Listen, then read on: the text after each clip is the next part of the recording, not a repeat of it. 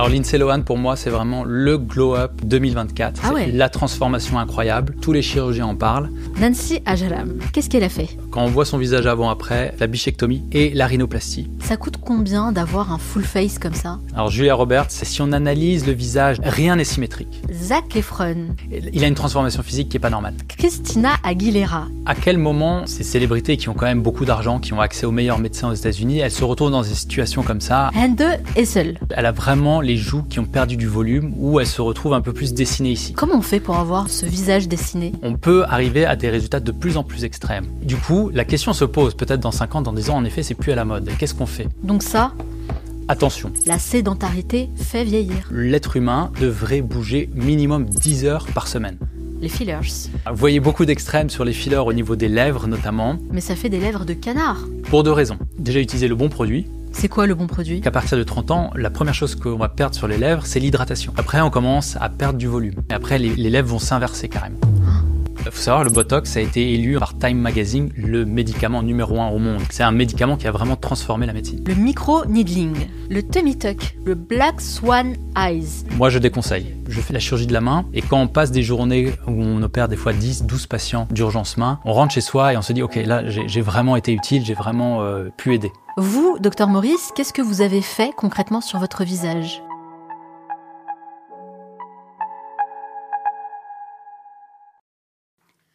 La chirurgie esthétique, longtemps réservée à la sphère privée, est aujourd'hui au cœur des conversations, alimentant les débats et suscitant la curiosité.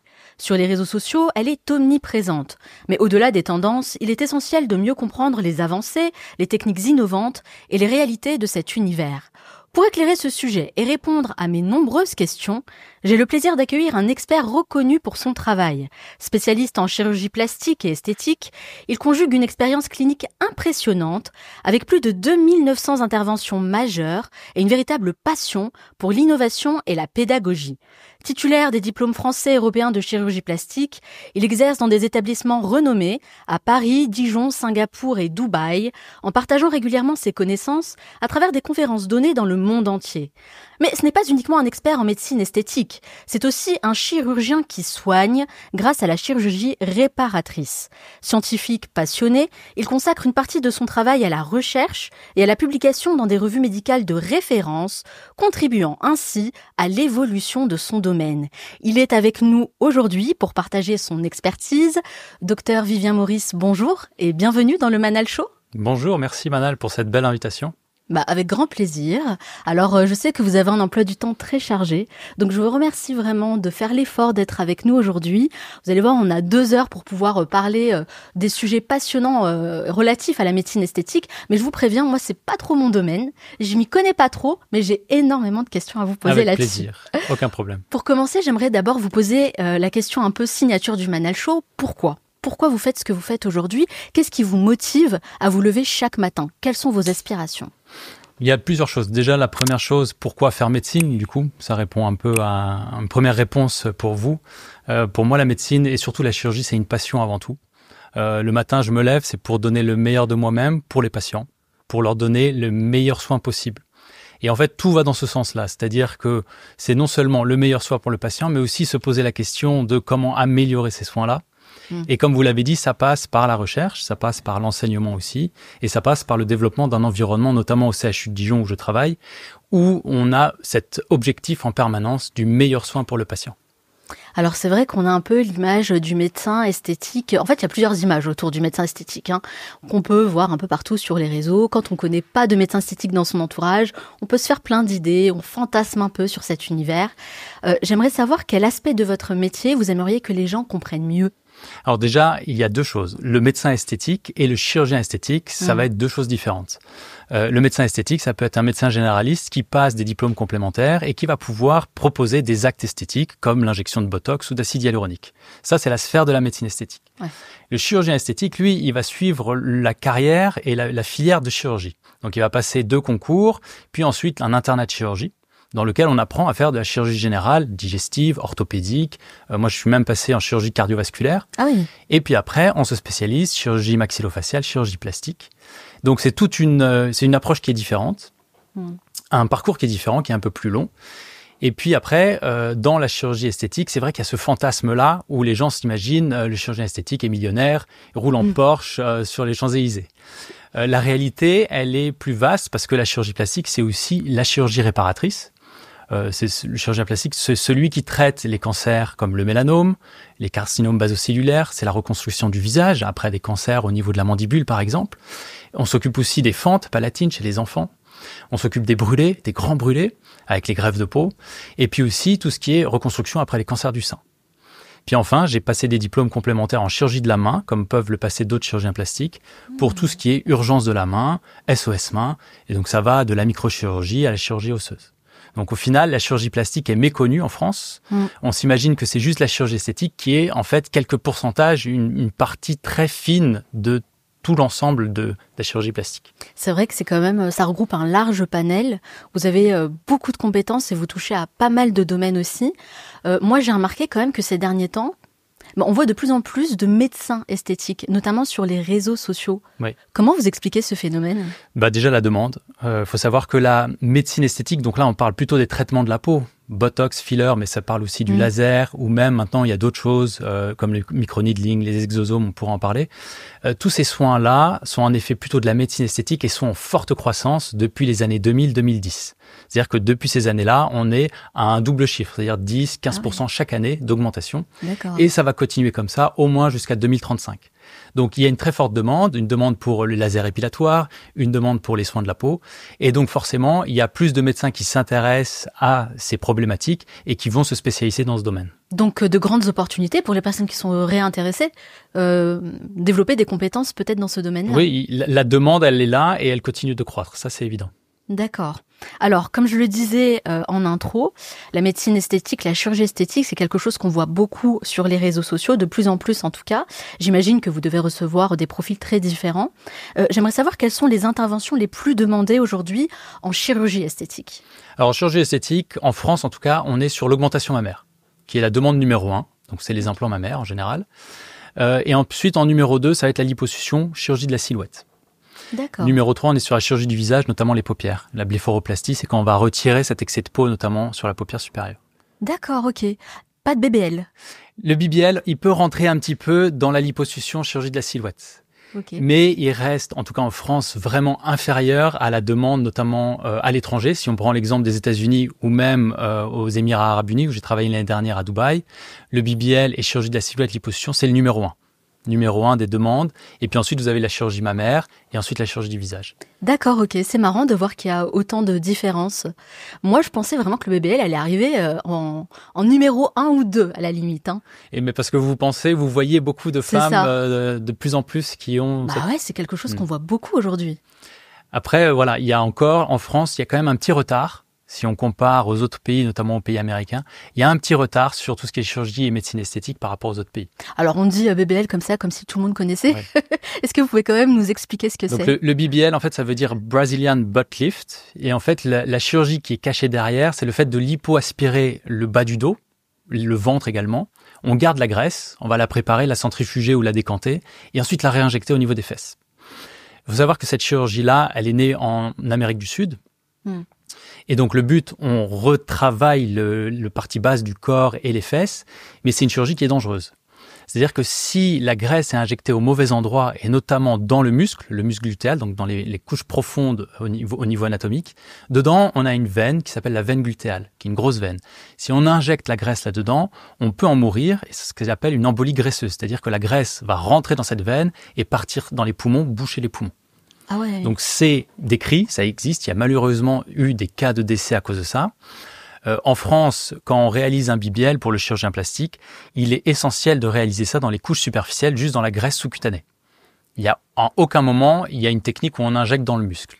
Mais il faut savoir qu'initialement, en Amérique du Sud, la technique décrite, c'était injection dans tous les plans, profondeur dans le muscle, puis après sous-cutané. Malgré les risques, c'est quelque chose quand même qu'on voit beaucoup. Depuis les Kardashians ? Depuis les Kardashians, oui, on peut dire, là on parle plus des standards de beauté. Ouais. Les standards de beauté, on va dire, dans les années 90-2000, c'était plutôt Pamela Anderson. Alerta Malibu, c'était la blonde, forte poitrine, et puis plutôt la taille assez mince. Vers les années 2010, on switch sur, comme vous le dites, les Kardashians. Et donc là, c'est plus un corps en forme de sablier, donc la taille fine, une poitrine importante et des fesses volumineuses. D'accord. Mais ça n'est pas si récent, parce que si vous regardez Marilyn Monroe, on était déjà sur ce type de modèle de beauté. C'est juste que, en fait, les standards de beauté, c'est un peu comme la mode, ça va et ça vient. C'est ça. Mais j'en parlais justement avec un autre docteur Kenissi, il y a quelques temps dans un autre épisode, et on se disait, mais les tendances, en fait, elles reviennent à chaque fois, et c'est comme la mode, vous le dites bien, et en fait, le risque, le piège, c'est justement de vouloir entrer dans une tendance, mais finalement, 5 ans, 10 ans après, c'est plus la mode. Et alors là, qu'est-ce qu'on fait ? On se retrouve avec un BBL Exactement. Non, mais qui n'est plus du tout dans les standards de beauté. C'est une vraie question, parce que quand on va sur des BBL notamment extrêmes, où il y a des aspirations extrêmes, et maintenant on a des nouvelles technologies, des nouvelles machines pour aspirer avec des ultrasons qui vont casser la graisse, avec le G-plasma, c'est de l'hélium qui va être brûlé pour retendre la peau. On peut arriver à des résultats de plus en plus extrêmes. Et du coup, la question se pose peut-être dans 5 ans, dans 10 ans, en effet, c'est plus à la mode. Et qu'est-ce qu'on fait ? Donc là, c'est vrai qu'on n'a pas de recul sur ce genre de choses. Et en tout cas, en France, on essaye de rester prudent sur ces demandes-là, si on compare par rapport aux autres pays. D'accord. Le BBL, très bien, ça va être une liposuction, un remodelage, mais on ne va pas aller dans les extrêmes. Et si vous voulez parler de ce genre d'extrême-là, il y a même une nouvelle intervention qui existe. Laquelle ? Qui s'appelle le B-Waist, qui est le fait de casser les dernières côtes flottantes, la 11e et 12e côte. On va les fracturer, mais pas complètement, juste à moitié, pour refermer la cage thoracique. Donc là, c'est l'équivalent de ce que les femmes portaient durant l'époque victorienne, les corsets. Mais là, on va faire un corset chirurgical. Vous en pensez quoi, vous, de cette intervention ? Moi, je pense que c'est extrême. Et que, vu toutes les technologies qu'on a, on n'a pas besoin d'aller jusque-là. Et le BBL, c'est quelque chose que vous pratiquez, vous ? Je pratique le BBL. Après, la demande est quand même faible. Et pareil, je préviens les patientes qu'on va pas aller sur des résultats extrêmes. On va rester dans quelque chose qui va rester proportionnel, où on a une harmonie du corps.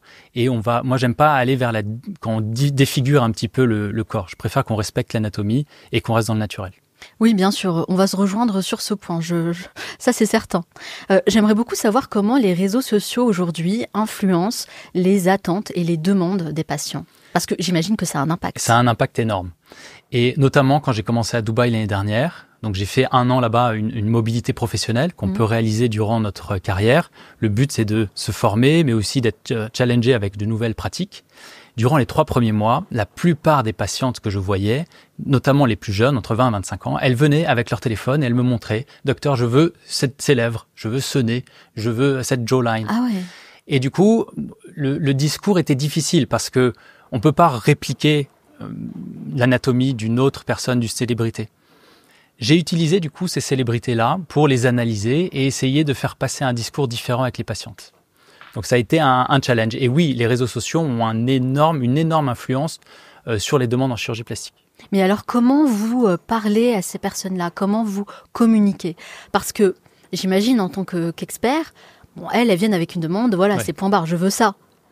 Comment vous faites pour leur faire comprendre que c'est peut-être un peu extrême, qu'il faudrait peut-être faire autre chose, quelque chose qui correspond peut-être davantage à leur propre silhouette, à leur corpulence, ou même à leur âge ? Oui.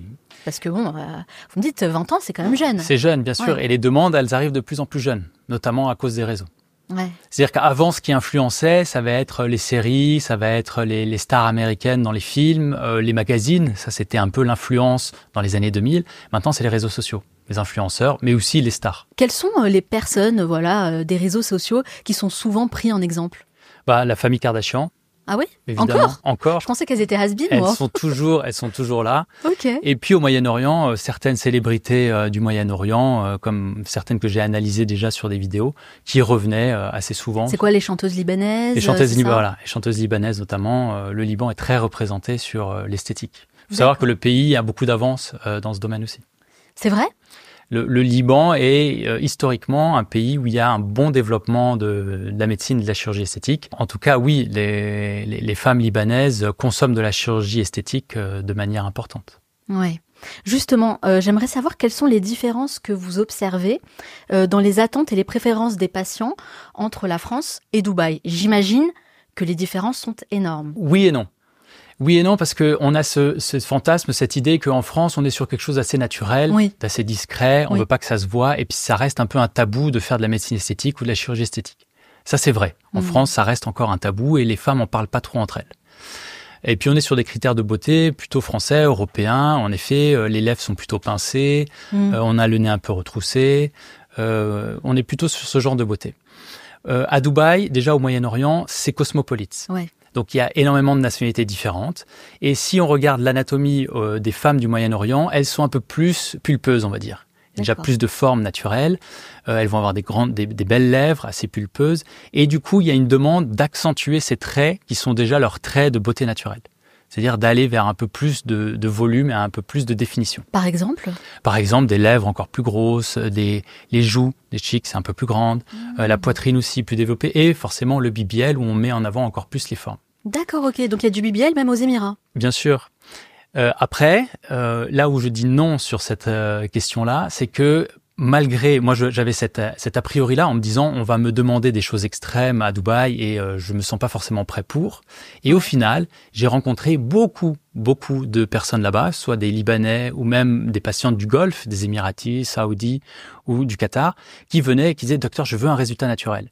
Et qui venaient me voir parce que j'avais ce discours-là et parce que j'aboutissais sur ces résultats-là. Ouais, c'est la French touch un peu qui recherche. Un peu la French touch, voilà. Ouais. Et au final, il y avait une grande demande là-dessus aussi. Donc on a les deux. On a les deux, mais on garde en tête forcément que les extrêmes parce que c'est ce qu'on voit si jamais on se promène à Dubaï Mall ou à Jumeirah, on va voir ce genre de choses. Quelles sont les motivations de ces patients ? Est-ce que elles sont à la recherche de plus de confiance en elles, la confiance en soi ?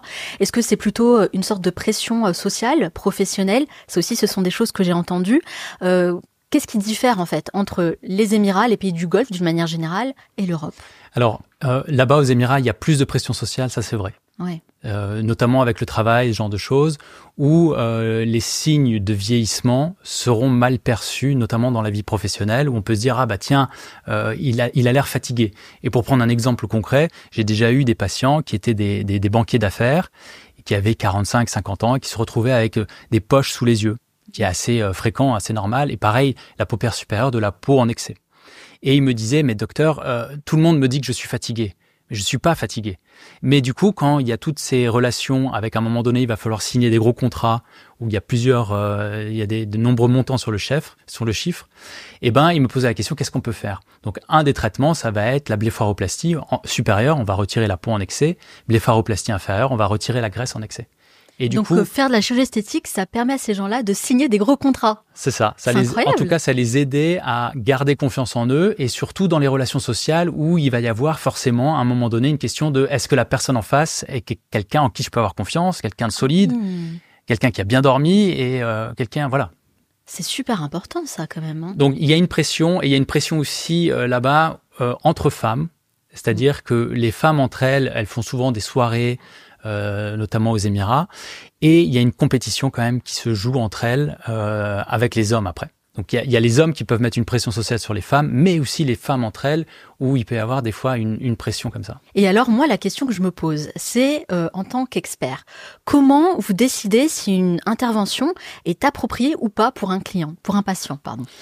Ben, on a des critères, c'est-à-dire que on a des indications, on va analyser le visage, on va analyser l'anatomie, que ce soit le visage ou le corps, et puis en fonction de ces critères-là, en fonction de la demande et de l'objectif du patient, c'est-à-dire que si la patiente, elle vient, elle est toute fine, elle fait 45 kilos, 1m50, et elle me dit « Docteur, je veux un bonnet E ou F », ça va pas être possible. Donc il y a, en fait, c'est une discussion entre quels sont les objectifs des patients et aussi l'anatomie, la réalité de ce qu'on peut faire. Et donc c'est là où nous, le médecin, voilà, son rôle, il va être intellectuel, de réfléchir quel est le plan de traitement et quelle est la meilleure solution. Et à ce moment-là, s'il y a une discordance entre l'objectif et ce qu'on peut faire, le praticien doit dire non. Et souvent, on dit non. Mais c'est difficile de dire non, surtout quand on débute dans la carrière ou quand on est dans d'autres centres, notamment aux Émirats. On travaille souvent dans des centres, dans des cliniques, où on peut avoir des pressions extérieures sur la pratique de certains gestes. Ah oui ?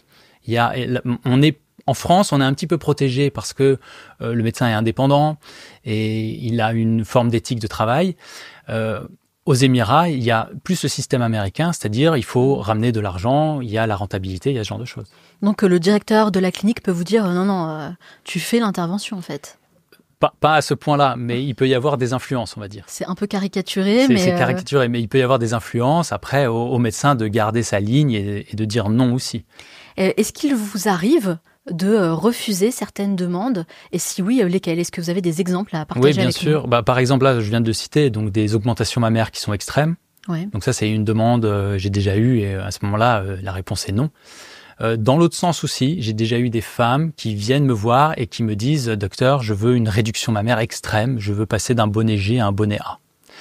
Et je me méfie de ce genre de demande parce que parfois, c'est des demandes où les personnes sont mal dans leur peau et il y a parfois ces problèmes de dysphorie de genre, c'est-à-dire que la question se pose, est-ce qu'elle veut faire une transition D'accord. Ça peut être des fois des demandes un peu des signes d'alarme.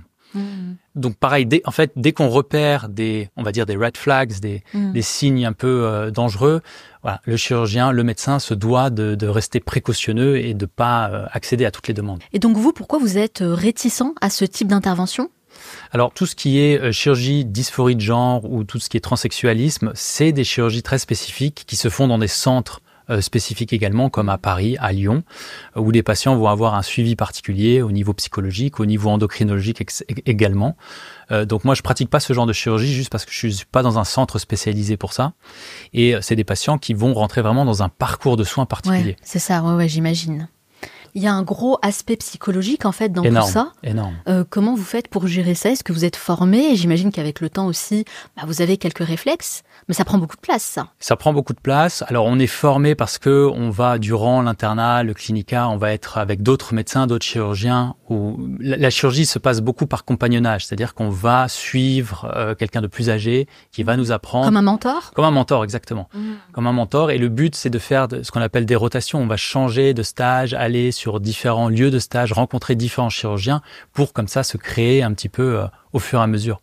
Et du coup, cet aspect psychologique, il se travaille surtout en consultation. Où le chirurgien plus âgé va nous dire attention là, ça peut être un peu une demande déguisée, ça peut être un peu dangereux d'aller là-dessus. Et donc progressivement, on travaille là-dessus. Est-ce que y a des questions comme ça que vous posez qui vous aident justement à savoir dans quelle direction aller, s'il y a un red flag ou pas? Il n'y a pas de questions spécifiques. C'est vraiment au fil de la discussion, de la conversation, de la consultation finalement. Qu'est-ce qui va vous mettre la puce à l'oreille? Ça va être des fois des remarques un peu particulières, comme celle que je vous disais, qui me disait « Ah, je veux une réduction à un bonnet A ». C'est exceptionnel qu'une femme décide d'avoir un bonnet A comme... Oui, souvent c'est l'inverse. Souvent c'est l'inverse, mais même sur une réduction mammaire, qui est quand même une demande assez fréquente en France, les femmes veulent garder un peu de féminité et souvent on vise un bonnet C, pour donner un exemple. Quand c'est trop drastique, là vous dites non, il y a un problème. Voilà, quand c'est trop drastique. D'accord. Quand on parle d'esthétique, on pense naturellement aux femmes, souvent en tout cas. Bien sûr. Mais qu'en est-il aujourd'hui en 2024? J'imagine que de plus en plus d'hommes font appel à vos services. Ça commence. Alors, on était sur une proportion où on avait 9 femmes pour un homme, à peu près une dizaine d'années. Oui, c'est beaucoup. C'est beaucoup. Maintenant, on est plus à 8 femmes pour 2 hommes. Donc, la proportion est en train de changer un petit peu. Les demandes sur les hommes, ça va être beaucoup le visage, notamment quand on arrive à 40, 50 ans. Ce que vous me disiez tout à l'heure, les poches, les paupières. Le lifting, ça commence à arriver chez les hommes. Et puis aussi la médecine esthétique, où même à partir de 30-35 ans, les patients, les hommes veulent qu'est-ce que je peux faire pour mon visage, pour ma peau, etc. Il faut bien comprendre que souvent le botox et acide hyaluronique, qui sont deux choses différentes, sont confondus. Savoir le botox, c'est une acide, c'est une toxine qui va paralyser les muscles. Et donc, c'est un médicament qui va empêcher la formation des rides. Donc, on est sur quelque chose qui est un peu préventif. Ok. Et le botox, idéalement, il faut le commencer autour des 30-35 ans. D'accord. Et on a en France un peu ce décalage où certaines femmes, notamment, où les hommes vont se dire « Ah, mais non, le botox, mon Dieu, c'est de la chirurgie. » C'est pas de la chirurgie, c'est de la médecine. Et ils vont avoir peur et ils vont le commencer trop tard, à 45-50 ans. Mais les rides seront déjà marquées, seront déjà là. D'accord. Donc, le botox, en fait, il faut garder en tête, c'est une prévention. Donc, il n'y a pas de résultat avec le botox si on commence à partir de la quarantaine? On peut avoir des résultats, mais on sera plus efficace plus tôt. Et l'acide hyaluronique, à l'inverse, c'est un produit qui va donner du volume.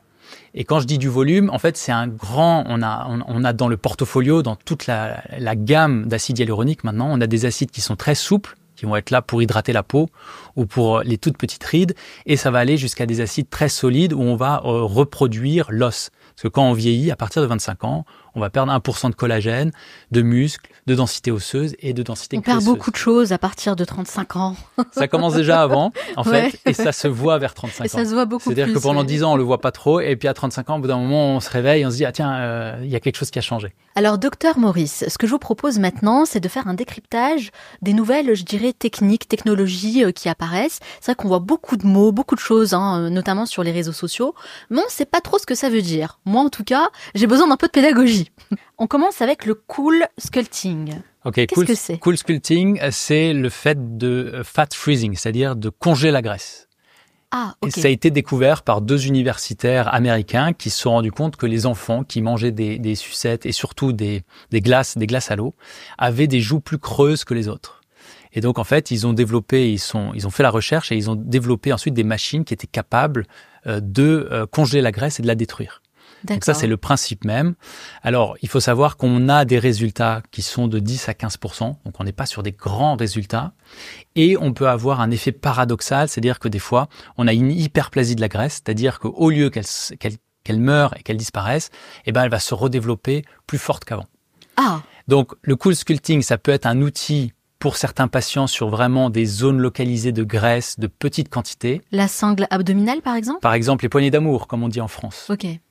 Mais ça doit être petite quantité, quelqu'un qui a déjà, on va dire, corrigé ses habitudes de vie et qui est dans ce genre de démarche. Ah oui, donc il faut avoir un mode de vie sain à côté. Bien sûr. Et alors, ça, c'est important de le dire, dans tout ce qui est chirurgie plastique ou chirurgie de la silhouette, d'abord, on corrige le mode de vie en premier. Ouais. C'est la base. On ne fait pas de chirurgie avant que ça soit réglé. Votre avis sur ça ? Donc, mon avis peut être utile pour certains patients, mais au final, le nombre va être plutôt faible et on risque de tomber des fois dans tout ce qui est marketing où on essaye de vendre ce produit-là, alors que tous les patients ne sont pas forcément indiqués.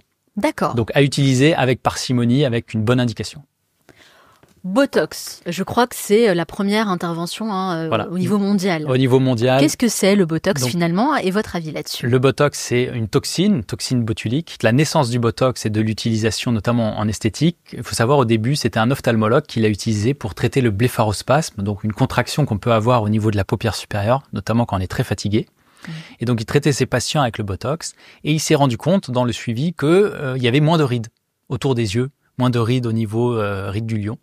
Et il faut savoir qu'il était marié en fait à une dermatologue. Ah. Et donc il lui a dit, il est rentré à la maison, il lui a dit mais je pense que j'ai découvert un produit miraculeux pour le traitement des rides. Et donc ça c'est la naissance de la découverte du Botox dans les indications esthétiques. Donc en réalité, c'est un ophtalmologue qui est à l'origine de tout ça. C'est un ophtalmologue. Et ensuite, le Botox donc a été utilisé pour des fins esthétiques sur le visage, pour atténuer les rides. Et puis on s'est rendu compte que le fait de paralyser des muscles, ça pouvait être utile pour d'autres maladies comme des hyperspasmes, des spasticités neurologiques, des patients qui ont des problèmes plus graves, où le médicament va paralyser ces muscles et du coup les détendre, les soulager. Et donc en 2017, dans Time Magazine, il y a eu le Botox qui a été nommé comme étant vraiment le médicament de l'année en 2017 parce qu'il était capable de traiter vraiment un nombre impressionnant de pathologies dans différentes spécialités comme tout ce qui est gastro-entérologique, urologique, maxillofacial, etc. C'est super intéressant. Donc le Botox, c'est quelque chose utilisé à des fins esthétiques, c'est ce que tout le monde connaît, mais c'est aussi un médicament utilisé tous les jours en médecine, on va dire plus traditionnelle, et c'est aussi un médicament qui est très safe, très sûr, puisqu'on a maintenant plus de 30 ans de recul, et il n'y a pas de complications, il n'y a pas de risque particulier. Le seul risque qu'on peut avoir, c'est si on injecte le Botox sur le mauvais muscle. Donc le Botox peut être utilisé comme un médicament. C'est utilisé comme un médicament dans tous les hôpitaux, tous les jours, et c'est une découverte formidable. C'est un médicament qui a vraiment transformé la médecine. Ah oui. Est-ce qu'il y a des effets secondaires avec le Botox ? Il n'y a pas d'effets... Sur le long terme, je dirais. Il n'y a pas d'effets secondaires. Là, sur les 30 dernières années, en termes de recul, sur les publications scientifiques, vous n'avez pas d'effets secondaires. Des fois, il y a des gens qui parlent de maladies ou ce genre de choses. C'est pas vrai. Il n'y en a pas. Les effets secondaires du Botox qu'on peut avoir, c'est si le produit est injecté au mauvais endroit.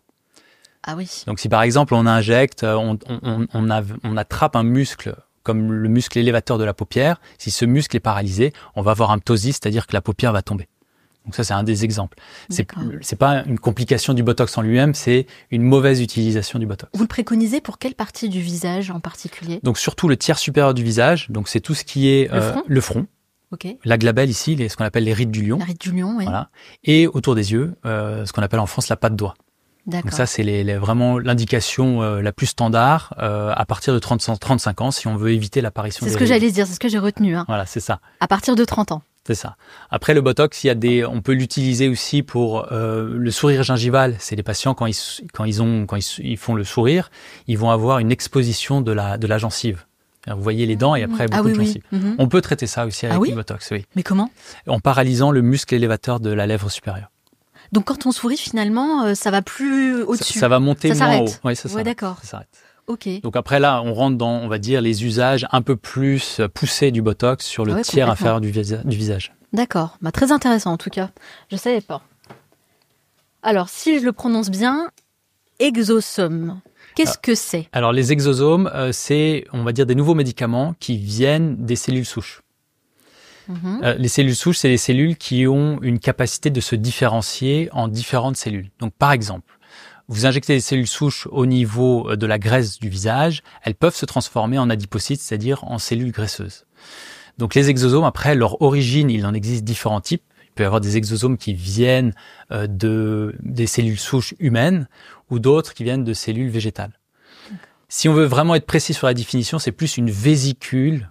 Donc une vésicule, c'est une sorte de corps rond au niveau microscopique qui va stimuler des cellules souches. Enfin, c'est un complexe le contexte est un peu compliqué à expliquer. D'accord. Mais le principe, ça vient plus les cellules souches dans le but de régénérer nos tissus, comme par exemple la peau et notamment les couches profondes de la peau. Donc que je comprenne bien comment on utilise ça sur Alors le par visage. exemple, sur le visage, ce qui peut être utilisé sur les exosomes, c'est on met comme un sérum sur le visage et on utilise le microneedling. Le microneedling, ça va être une machine avec plein de petites aiguilles qui vont faire pénétrer le produit dans les couches superficielles de la peau. D'accord. Et ensuite, ça va stimuler les fibroblastes, qui sont des cellules, enfin c'est les cellules qui vont sécréter le collagène. Donc la densité, l'épaisseur, la fermeté de la peau. Donc ça va de pair avec le microneedling. Ça va souvent de pair avec le microneedling, en effet. Et votre avis là-dessus ? Excellent produit. Alors après, en France, tout ce qui est produit dérivé des cellules souches humaines, c'est interdit. Donc moi, j'utilisais beaucoup ça aux Émirats Arabes Unis, où c'est autorisé. Et en effet, ça donne de très bons résultats. C'est surtout sur le glow de la peau, la qualité de la peau. On enlève les imperfections, des cicatrices d'acné et la qualité pure de la peau. D'accord. Le Sculptra. Qu'est-ce que c'est ? Le Sculptra, on est sur un inducteur collagénique d'origine chimique. Donc à la base, c'est un polymère, le polyl-L-lactic acide, PLLA. C'est des sortes des polymères. Imaginez, c'est des petites billes en plastique qui vont être injectées en niveau superficiel sous la peau. Et l'idée, c'est de stimuler son propre collagène. Donc c'est un peu les mêmes mécanismes. D'accord, ok. Ce qui est particulier avec le Sculptra, donc c'est chimique, purement fabriqué en laboratoire, et ça va créer une inflammation au niveau de la zone injectée. Donc une inflammation, au début, c'est un appel d'eau, on a de l'œdème, puis après, l'œdème va s'en aller. C'est-à-dire qu'au début, on va avoir un joli résultat, un glow au niveau du visage, on va être content. Et en fait, au bout de 6-8 mois, cet œdème va s'en aller. Et on peut se retrouver avec les stades finaux de l'inflammation, c'est-à-dire la fibrose. Et la fibrose, en fait, c'est ce fameux fibroblaste qui a sécrété du collagène. Le collagène, imaginez, c'est comme une glu qui sert à attacher tous les tissus ensemble. Et ben, ça devient fibrosé, c'est-à-dire très solide. Okay. Donc le Sculptra, ça peut être un bon produit, mais je dis attention, si on en injecte trop fréquemment, trop souvent, on peut aboutir à un tissu au niveau du visage complètement cartonné, collé. Et donc là, ça peut être pénible après pour le chirurgien si on veut faire des chirurgies comme un lifting, où on a besoin de travailler différents plans qui vont glisser l'un sur l'autre.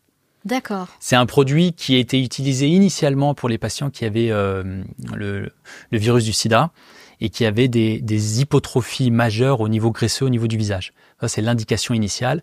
Et elle a été remaniée au niveau de la concentration, au niveau chimique, pour l'utiliser au niveau esthétique. Donc ça, on évite. Attention. C'est pas on évite, c'est pareil. Ce genre de produit, ça peut être utile, mais vraiment avec une bonne indication, un médecin qui a l'habitude de l'utiliser et surtout un patient qui va rester fidèle à son médecin. C'est-à-dire qu'il y a un des risques, c'est le nomadisme médical, c'est-à-dire un patient qui va aller consulter plusieurs médecins différents. Ouais, en fait, il faut connaître l'historique du patient pour savoir ce qu'on est capable de faire ou pas. C'est ça. C'est intelligent d'avoir un plan à long terme. Le mini-lift, qu'est-ce que c'est ? Alors le mini-lift, ça veut un peu tout et rien dire parce que des fois, on parle du mini-lift au niveau du visage. Donc, quand on parle du lifting du visage, c'est le lifting cervico-facial. Donc, c'est avec la cicatrice qui va venir ici autour de l'oreille, tourner, puis aller derrière dans les cheveux. Le mini-lift, c'est le principe de juste travailler la peau. Donc, on va décoller la peau, tirer la peau, la suturer. Le vrai lifting cervico-facial, on va avoir un travail plus profond qui va aller sur le SMAS. Le SMAS, c'est une couche musculaire qu'on a au niveau du visage et qui continue au niveau du cou avec le platysma. Donc, c'est vraiment un muscle très fin, très plat. Et le secret d'un lifting réussi, c'est d'aller travailler ce muscle-là et de le retendre et de mettre toute la tension mécanique sur ce muscle. Alors que là, on travaille seulement la surface. Voilà, on travaille seulement la surface, seulement la peau. D'accord. Donc le mini-lift va avoir un joli résultat pendant 8 mois, 1 an, et puis après, c'est fini. Et pourquoi il a autant de succès, ce mini-lift ? Il a beaucoup de succès parce qu'on est dans une phase où les patients veulent des choses mini-invasives. C'est-à-dire, elles ont peur des grosses chirurgies. Je veux pas l'anesthésie générale. Je veux pas dormir 3-4 heures. Je veux quelque chose de rapide, vite fait. Vite fait, bien fait. Le problème du mini-lift, c'est qu'au final, on va avoir la cicatrice du lifting, mais on va pas avoir le résultat du lifting. Donc, votre avis là-dessus ? Moi, je déconseille. Mitigé. Ah, vous déconseillez ? Je déconseille le mini-lift.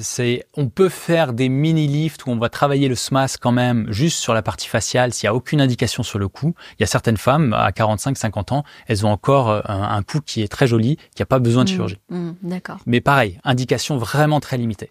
Et on est plus sur le côté marketing de voilà, je vous fais quelque chose rapide, peu de voilà. Ouais, c'est un peu comme tout en fait. On veut les choses rapides, faciles, tout de suite. C'est ça. Résultat immédiat. C'est ça. Le mini-lift, on oublie. On oublie. Ok.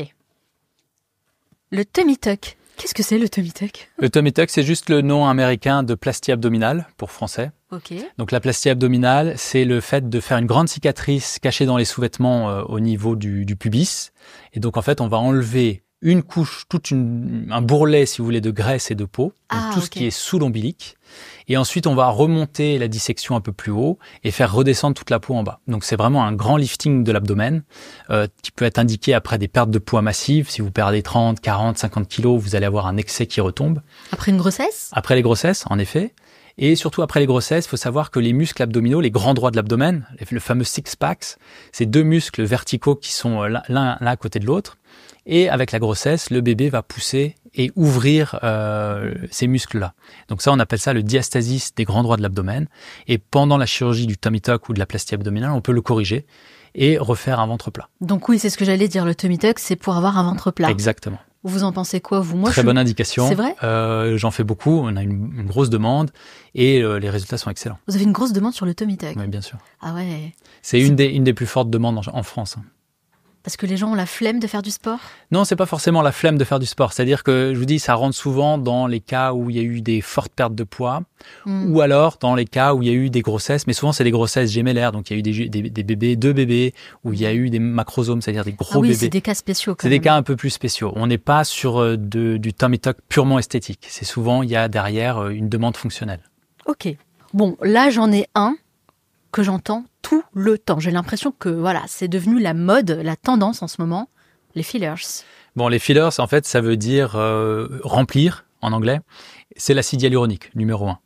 C'est ça le fillers numéro 1. Après, il en existe d'autres types, mais surtout, on se concentre l'acide hyaluronique. Et donc, qu'est-ce que c'est ? C'est une macromolécule, c'est-à-dire c'est un polymère, qui est un monomère qui a été répliqué, et macromolécule qui est assez de grande taille et qui va être plus ou moins replié sur lui-même.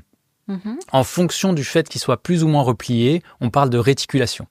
Donc, un filler qui est très réticulé, il va être beaucoup replié sur lui-même, il va attracter beaucoup d'eau. Et en fait, l'acide hyaluronique attire de l'eau.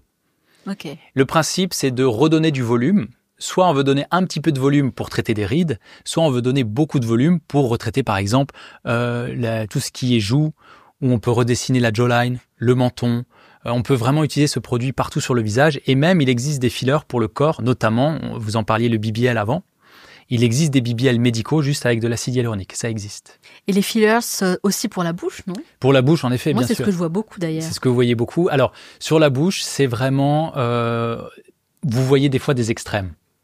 Je vois beaucoup d'extrêmes. Je suis souvent choquée. Voilà, vous voyez beaucoup d'extrêmes sur les fillers au niveau des lèvres, notamment, oui. Pour 2 raisons. La première, c'est que le produit qui est utilisé des fois sur les lèvres n'est pas le bon produit. C'est-à-dire que c'est un produit qui est trop dense, qui devrait être utilisé pour des zones comme l'os et qui est utilisé pour les lèvres. Les lèvres, c'est quelque chose qui bouge. On parle, on sourit, on a besoin que ce soit dynamique. Mais les patientes, elles veulent un résultat des fois important, extrême. Et donc le médecin ou le chirurgien va se dire, allez, je vais utiliser ce produit, ça donnera tout de suite un gros volume et elle sera contente. Mais ça fait des lèvres de canard. Et ça fait les lèvres de canard. Et aussi le deuxième problème, c'est le non-respect de l'anatomie. C'est-à-dire que les lèvres, normalement, la lèvre inférieure est plus grande que la lèvre supérieure. Ah, ok. Pas tout le monde, mais on va dire une grande majorité des patientes, on a cette proportion. Et du coup, le médecin qui va injecter que la lèvre supérieure, il va oublier la lèvre inférieure, on va accentuer cette disproportion et ça fait ces lèvres de canard. Effectivement. Donc on est en effet sur une sorte d'épidémie de mauvaise injection des lèvres en France mais aussi à l'étranger. Et alors comment réussir justement les fillers selon vous? Alors déjà utiliser le bon produit. Donc, c'est quoi le bon produit? Le bon produit, c'est un produit qui est un peu plus souple. C'est-à-dire qu'il va accepter d'être déformé au cours de sa vie parce que le filler, il va avoir une durée de vie d'à peu près 8 à 12 mois.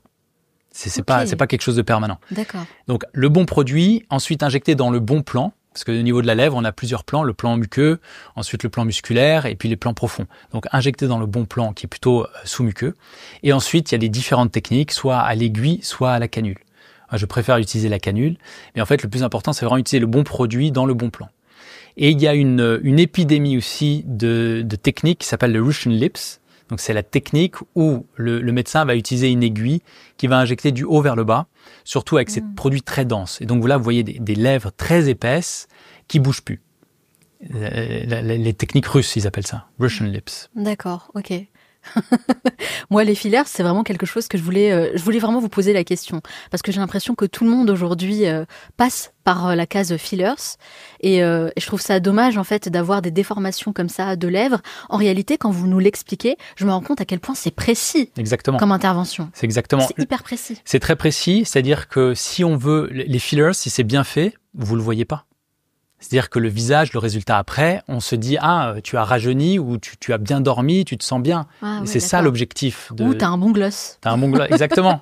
C'est ça l'objectif. Et c'est vrai ce que vous dites. C'est-à-dire qu'à partir de 30 ans, la première chose qu'on va perdre sur les lèvres, c'est l'hydratation. On a les lèvres sèches. Puis après, on commence à perdre du volume. Et ça continue jusqu'à 40-45 ans. Et après, les lèvres vont s'inverser carrément. D'où l'importance vraiment de s'adresser aux bonnes personnes, aux experts, et de pas faire confiance à n'importe qui, aux soi-disant médecins qu'on peut voir sur Instagram. Alors, les médecins, normalement, sont formés, sont encadrés. Ça, c'est l'avantage de la France.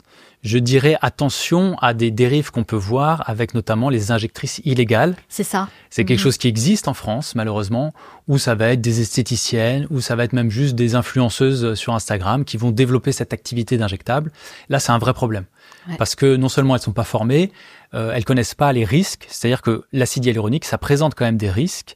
Un risque très grave, exceptionnel. Si on injecte le produit dans une artère, on va provoquer la nécrose. C'est-à-dire que le tissu va mourir.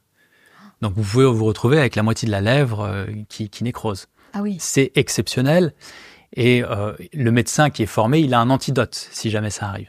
D'accord. C'est-à-dire, il reconnaît les signes et il peut le traiter si besoin. Donc on est d'accord que normalement les esthéticiennes n'ont pas forcément le droit de faire ce genre d'intervention. Elles n'ont pas le droit. Tout court, c'est illégal. Donc c'est exercice illégal de la médecine et c'est puni par la loi. Next, le micro-needling. Qu'est-ce que c'est? Donc le micro-needling, c'est juste un appareil électrique où il va y avoir plusieurs aiguilles qu'on va appliquer sur la peau. Alors en général, on aime bien mettre quelque chose sur le visage. Donc ça peut être des fois des sérums avec de l'acide hyaluronique ou des vitamines pour stimuler la peau. Si vous voulez, dans certains pays, donc on a déjà parlé des exosomes qui peuvent être utilisés, où il y a des cellules souches dedans, ou encore la technique autologue, c'est-à-dire on prend son propre sang, on prélève le sang, on le centrifuge et on va recueillir seulement les plaquettes. Dedans, il va y avoir des cellules souches. Et on l'applique comme un sérum et on passe la machine de microneedling. Ah oui? Et donc le microneedling va faire rentrer dans la peau, dans les couches superficielles, des cellules souches qui stimuleront les fibroblastes et donc la sécrétion de collagène. Et alors c'est quoi l'idée? C'est vraiment de pouvoir faire pénétrer le produit davantage grâce à ces petits trous qu'on fait dans la peau? Faire pénétrer le produit, mais même juste le fait de faire du microneedling, en fait, sans rien. Imaginons, vous mettez, admettons, juste une crème ou une huile standard. Le fait d'agresser la peau va réagir et va se défendre. Et en se défendant, elle va synthétiser du collagène qui est un élément essentiel pour tout ce qui est glow, c'est-à-dire qualité de la peau, épaisseur de la peau, qualité. C'est quelque chose qu'on peut faire soi-même à la maison, parce que je sais qu'on a des petits produits, enfin des ustensiles microneedling qu'on peut acheter en fait sur Amazon ou n'importe quel autre site, et on le fait soi-même à la maison. C'est quelque chose que vous préconisez, ça ? Pas forcément, parce que le vrai microneedling dont on parle, c'est vraiment un dispositif qui est plutôt réservé aux médecins, où on va aussi calibrer la profondeur du microneedling, c'est-à-dire qu'il y a certaines zones du visage où on va mettre quelques millimètres, d'autres un peu plus, donc ça dépend de l'épaisseur de certaines couches de peau, ça dépend de la qualité de la peau aussi. Et je conseille plutôt de voir un professionnel pour réaliser ce genre d'acte. Le microneedling, en général, on va être rouge pendant à peu près 1 à 2 journées maximum, et puis ça s'en va. Ah oui, quand même. Voilà. C'est bon à savoir. Il faut prévoir une petite éviction sociale. Ne pas faire de tournage, par exemple, dès le lendemain. Ouais. Je vois aussi beaucoup de personnes, notamment sur les réseaux, faire le microneedling pour les cheveux, le cuir chevelu, pour favoriser la pousse du cheveu. Est-ce que ça fonctionne vraiment ? Pour le moment, rien de prouvé sur le microneedling et la repousse des cheveux. Les cheveux, c'est une vraie question à part, parce qu'en fait, on parle souvent de la perte des cheveux chez l'homme, notamment à partir de 30-35 ans. Il y a aussi une mauvaise conception où les gens vont se dire « Ah, c'est parce qu'il a beaucoup de testostérone, etc. » En fait, c'est lié plutôt à un récepteur à la testostérone qu'on a dans le scalp. Et on a aussi avec l'âge le scalp qui devient un peu plus dense et qui va étouffer finalement les bulbes, les follicules pileux. D'accord, ok. Et donc, les traitements qu'on peut proposer pour relâcher un peu le scalp, ça va être des injections de PRP. C'est quoi le PRP ? Donc le PRP, c'est ce dont on a parlé, le fait de prélever du sang, de le centrifuger et de l'injecter. Donc on peut le faire sur le visage, mais aussi sur le cuir chevelu. Voilà. Alors attention, tout ce qui est PRP, en France, c'est interdit. Ok. C'est tout ce qui est produit biologique, cellules souches, c'est interdit en France, mais ça existe dans les autres pays du monde et ça stimule le cuir chevelu, ça le relâche un petit peu, permettre de l'oxygéner et de faire vivre les bulbes pileux. Donc faire du micro-needling dans sa salle de bain, chez soi, avec son petit ustensile, c'est pas forcément utile ou efficace en tout cas pour les cheveux. Exactement, ni les cheveux ni le visage d'ailleurs. D'accord, quelque chose qu'on doit faire avec un professionnel, un expert. Oui. Parce que moi j'ai vu beaucoup de vidéos comme ça en faisant mes recherches. Pour préparer cette interview, tout le monde se met au micro-needling. Oui, il y a cette mode-là, et puis après les gens veulent le faire à la maison des fois, et donc vous voyez sûrement des tutoriels sur ce genre de choses. C'est ça. Après, est-ce qu'il y a des dangers à le faire ? Peut-être s'ils vont trop profondément dans la peau, c'est-à-dire s'il y a un mauvais choix de profondeur, ça peut laisser des cicatrices si c'est mal fait. Moi, c'est la première chose que je me suis dit. Ça peut, si c'est mal fait, ça peut laisser une cicatrice. Et puis aussi, les autres risques, c'est infection, c'est-à-dire que si on désinfecte mal la peau, on va faire rentrer des bactéries qu'on a sur la peau et du coup des signes d'infection, des folliculites. Ou on peut avoir des hyperpigmentations, c'est les cicatrices pigmentées de couleur. Oui, donc en réalité, beaucoup de warning. Beaucoup de warning, oui. Next, de lemon bottle. Qu'est-ce que c'est ? Il y a une histoire de citron là-dedans. Oui, lemon bottle. Alors c'est vraiment, on est sur la quintessence marketing d'un produit qui est censé dissoudre la graisse. Ah. Alors il existe plusieurs compositions. En fait, le citron lui-même va pas brûler la graisse. C'est un mélange d'acide déoxycholique qui est un acide qui lui va faire dissoudre la graisse. Ça existe, ça c'est vrai. Et du coup, ils font des petits cocktails pour donner un nom un peu plus commercial. Et le fait de l'injecter dans des tissus, comme le ventre, en disant on va perdre de la graisse au niveau du ventre. D'accord. Alors, l'acide déoxycholique, c'est prouvé, ça peut marcher sur certaines zones particulières du corps où on a peu de graisse, comme le double menton. Il existe des indications où ça peut marcher en effet, oui. Mais sur des indications plus larges, comme le ventre ou les flancs, c'est-à-dire le côté du ventre, là, on est clairement sur quelque chose qui marche pas, où on a pareil des risques parce que souvent c'est fait dans des centres d'esthétique, pas forcément chez le médecin, où les règles d'hygiène sont pas respectées, les règles d'asepsie, de décontamination de la peau sont pas respectées, et donc là on peut se retrouver avec des risques d'infection.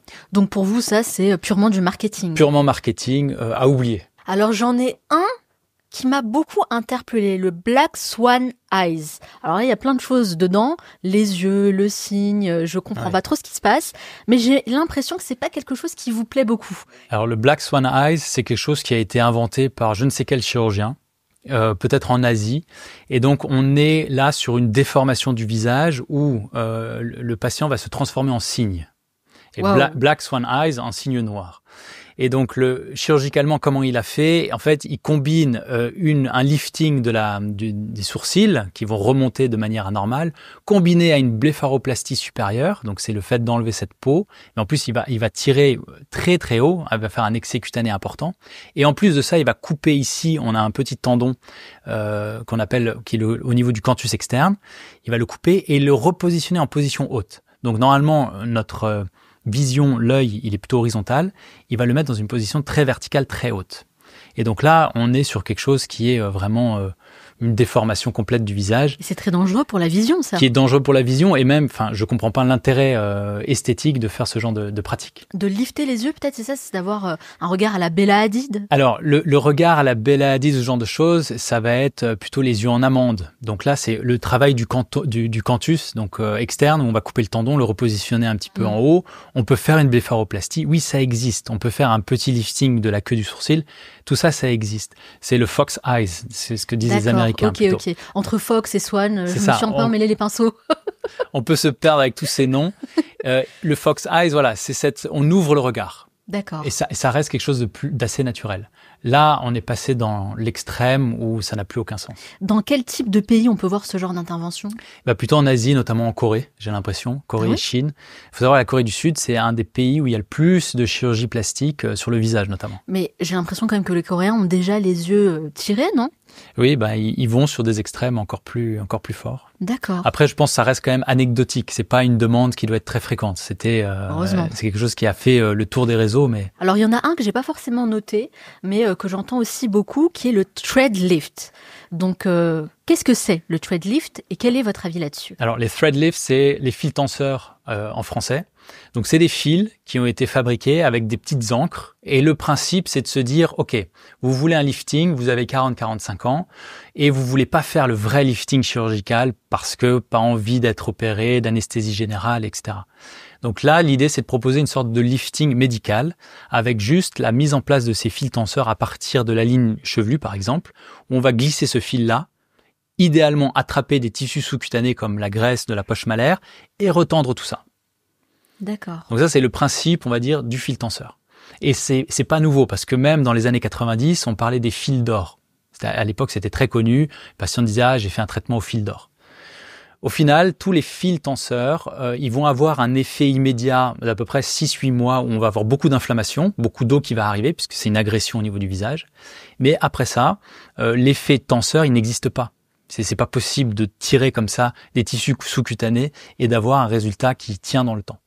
Et pire que ça, on va créer soit un fil de fibrose sous la peau, si le fil est dit résorbable, c'est-à-dire que le corps va le digérer, ou alors des fois il y a des fils qui se résorbent même pas, c'est-à-dire que moi j'ai fait notamment beaucoup de lifting, on ouvre et on va découvrir un fil bleu qui traîne sous la peau.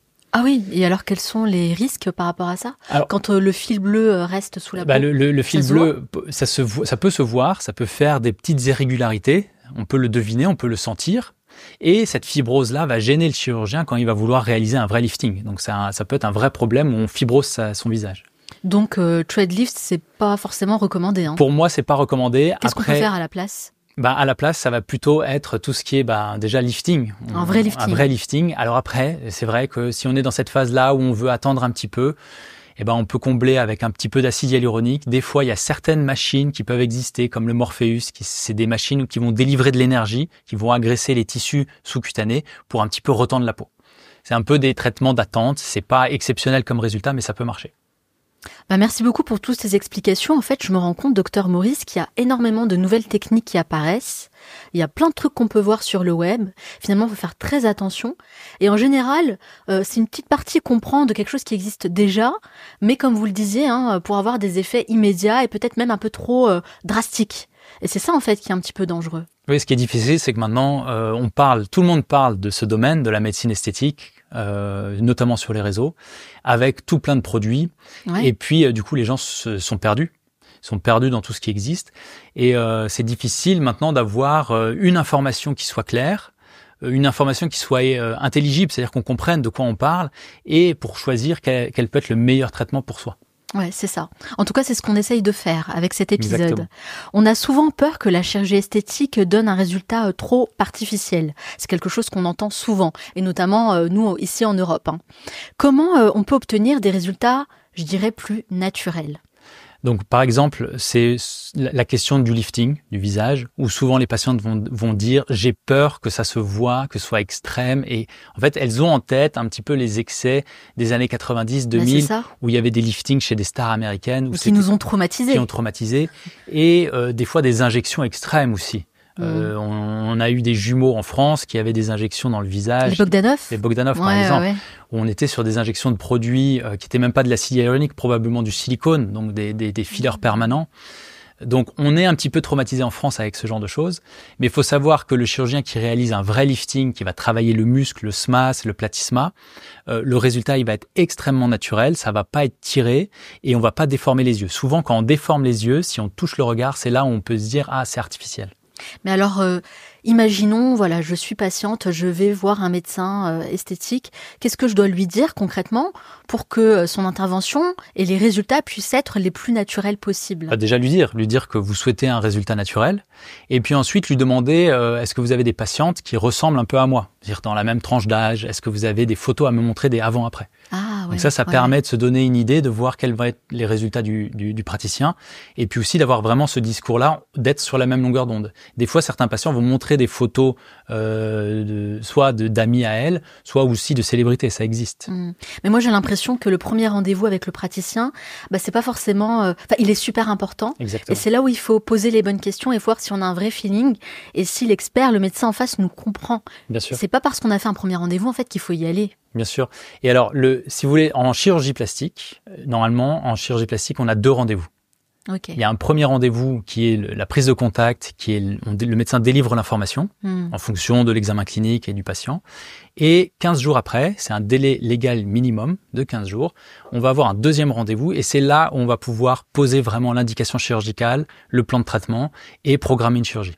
D'accord. Il y a vraiment ce délai et ça c'est en France et c'est assez bien d'avoir ce genre de structure. Qui nous permet aussi de réfléchir, de prendre du recul. Exactement. Et peut-être de voir quelqu'un d'autre aussi entre-temps. Bien sûr. Pour comparer.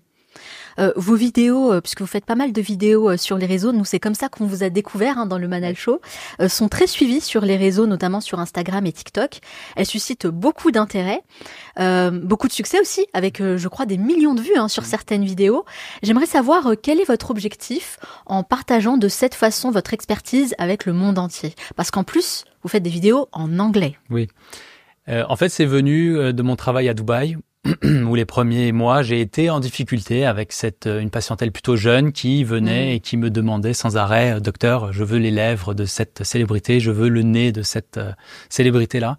Et donc, je me suis posé la question de comment j'allais réussir à délivrer le message, où mon message, c'est plutôt, le but, c'est de faire un travail qui est naturel. On a tous notre propre beauté, on peut l'améliorer, oui, mais le but, c'est pas de se transformer. C'est pas d'aller dans les excès et c'est surtout pas de faire des photocopies sur un modèle. Absolument pas, oh mon Dieu. Et du coup, je me suis dit, j'ai qu'à prendre ces célébrités-là, analyser les vidéos, en créer des vidéos et analyser les visages pour délivrer mon message. Et donc, c'est vraiment un support photographique pour faire une analyse et de discuter après de manière pédagogique sur les différents traitements, les différentes chirurgies. Mais je trouve ça génial vraiment d'avoir eu cette initiative. En plus, c'est un travail en plus pour vous. J'imagine que vous avez déjà des journées bien chargées. Et en plus... vous faites ces vidéos, vous êtes mis finalement à la production, à la création de scripts, parce que c'est tout un métier, création de contenu. C'est tout un métier, en effet. Faut travailler le sujet en question. Ouais. Et puis ensuite, l'amener de manière assez intelligible, c'est-à-dire que les gens soient intéressés et que ce soit cohérent aussi. Est-ce que vous êtes accompagné sur cet axe-là ? Alors, je suis accompagné avec une agence qui m'aide à faire le montage, surtout. D'accord. Ça prend énormément de temps. Et puis en général, pour tout ce qui est shooting, ça se passe en studio. C'était surtout à Dubaï que je faisais ça. Quelles sont les retombées par rapport à ces vidéos ? Quels sont les retours qu'on vous fait ? Est-ce que ça a aussi un impact peut-être sur votre travail au quotidien ? Alors sur la pratique, j'ai senti tout de suite un changement de la relation médecin-patient. Ah oui ? C'est-à-dire que les patients qui venaient, ils comprenaient quel était mon objectif. C'est-à-dire on va respecter votre beauté, on va respecter votre corps ou votre visage et on va l'embellir. C'est pas, du coup, ça cassait un petit peu, surtout à Dubaï, ça cassait cette crainte que les patients peuvent avoir envers le médecin. Donc, ça a permis de faciliter le discours et la communication en consultation, ce qui était mon objectif. Mon objectif, c'était de faciliter cette communication. Donc ça, pour le coup, ça a marché. Est-ce que ça apporte plus de patients aussi ? Oui et non. J'avais déjà pas mal de patients qui venaient, notamment du bouche à oreille. J'ai pas noté une augmentation importante. C'est surtout vraiment la qualité de la relation qui a changé. D'accord, parce que moi je me suis posé cette question. Je me suis dit, le docteur Maurice, il a un super parcours, il intervient dans plein de villes différentes. Quel est l'objectif en fait derrière ces vidéos qui prennent du temps à réaliser finalement ? Non, c'était vraiment ça. C'était vraiment améliorer la communication et pouvoir délivrer une information, une pédagogie, surtout dans un monde où maintenant, sur les réseaux, vous avez quelqu'un qui va dire quelque chose et ça va être pris de la même valeur que si c'est quelqu'un qui a 10 ans d'expérience dans le domaine, etc. Ouais. Les deux vont être au même niveau. Donc, je pense qu'il y a vraiment un besoin d'informations claires sur ces sujets-là. Et moi, je trouve ça bien parce que vous vivez aussi dans votre époque. Vous utilisez les plateformes qui sont à notre disposition et vous le faites de la très bonne manière, vraiment. Donc, en tout cas, je tenais à vous féliciter pour le travail pédagogique que vous faites. Il y a une part de votre travail qui est moins connue, qui est la chirurgie réparatrice. Je sais que c'est quelque chose qui vous tient particulièrement à cœur, une chirurgie qui soigne. Est-ce que vous pouvez nous expliquer un petit peu comment vous arrivez à améliorer la vie de vos patients, finalement, à travers cette pratique ? Déjà, en fait, quand on parle de tout ce qui est chirurgie réparatrice, donc on rentre dans toutes ces pathologies, et notamment les pathologies cancéreuses. Donc, si on parle juste reconstruction, le cancer numéro 1 en France, c'est le cancer du sein chez la femme. Ouais. Et du coup, le chirurgien plastique, il va intervenir notamment dans la reconstruction mammaire avec différentes techniques chirurgicales. Ça peut être des lambeaux, c'est-à-dire on va déplacer des muscles, on va transférer de la graisse, on prend de la graisse, liposuction, on la prépare, on la réinjecte. Donc, la même chose que pour le BBL, mais cette fois pour la reconstruction mammaire. Et les implants mammaires. Donc ça, c'est les grandes options qu'on a. Et ensuite, on a des pathologies qui sont moins connues. Le mélanome, c'est quand même un cancer qui est assez grave, cancer de la peau, ou qui touche les patients jeunes à partir de 30 ans. Donc, c'est le chirurgien plastique qui va opérer, qui va enlever ces lésions-là. On va faire des chirurgies après sur les ganglions pour faire le staging, c'est-à-dire savoir un petit peu à quel niveau de la pathologie on en est.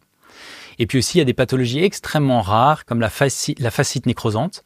Qu'est-ce que c'est ? C'est une nécrose des tissus mous, de la graisse et de la peau, notamment des membres inférieurs, par exemple. Et c'est dû à une bactérie chez des gens qui sont en général immunodéprimés. C'est-à-dire qu'ils sont en situation, ils sont déjà fatigués, ils ont déjà plusieurs maladies.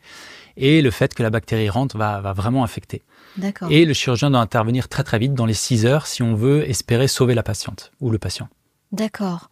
Ouais, en réalité, ça englobe pas mal de choses. Comment vous en êtes venu à faire de la chirurgie réparatrice ? En fait, c'est dans notre cursus, c'est-à-dire que quand on fait l'internat ou toute notre formation à l'hôpital, on a toutes ces pathologies-là. Okay. C'est-à-dire qu'on traite ces pathologies-là et on a un petit peu de chirurgie esthétique. Et du coup, j'ai continué à travailler dedans. Moi, je travaille toujours au CHU de Dijon, où j'ai une activité qui est publique et puis une petite activité privée. Mais le but, c'est vraiment de pouvoir soigner en premier. Bien sûr. Ouais. Comment vous faites le lien entre la chirurgie esthétique et réparatrice ? Est-ce que l'une influence l'autre, aide peut-être ? Est-ce que c'est complémentaire ? Bien sûr, c'est complémentaire. Et même là, cette question, elle va un peu sur les fondamentaux, les fondements de la chirurgie esthétique, c'est-à-dire d'où ça vient. En fait, la chirurgie, cette chirurgie-là, elle va venir un peu des Secondes Guerres mondiales, Première, Seconde Guerre mondiale, où les blessés de guerre vont avoir des visages complètement déformés, et on appelle ça les gueules cassées.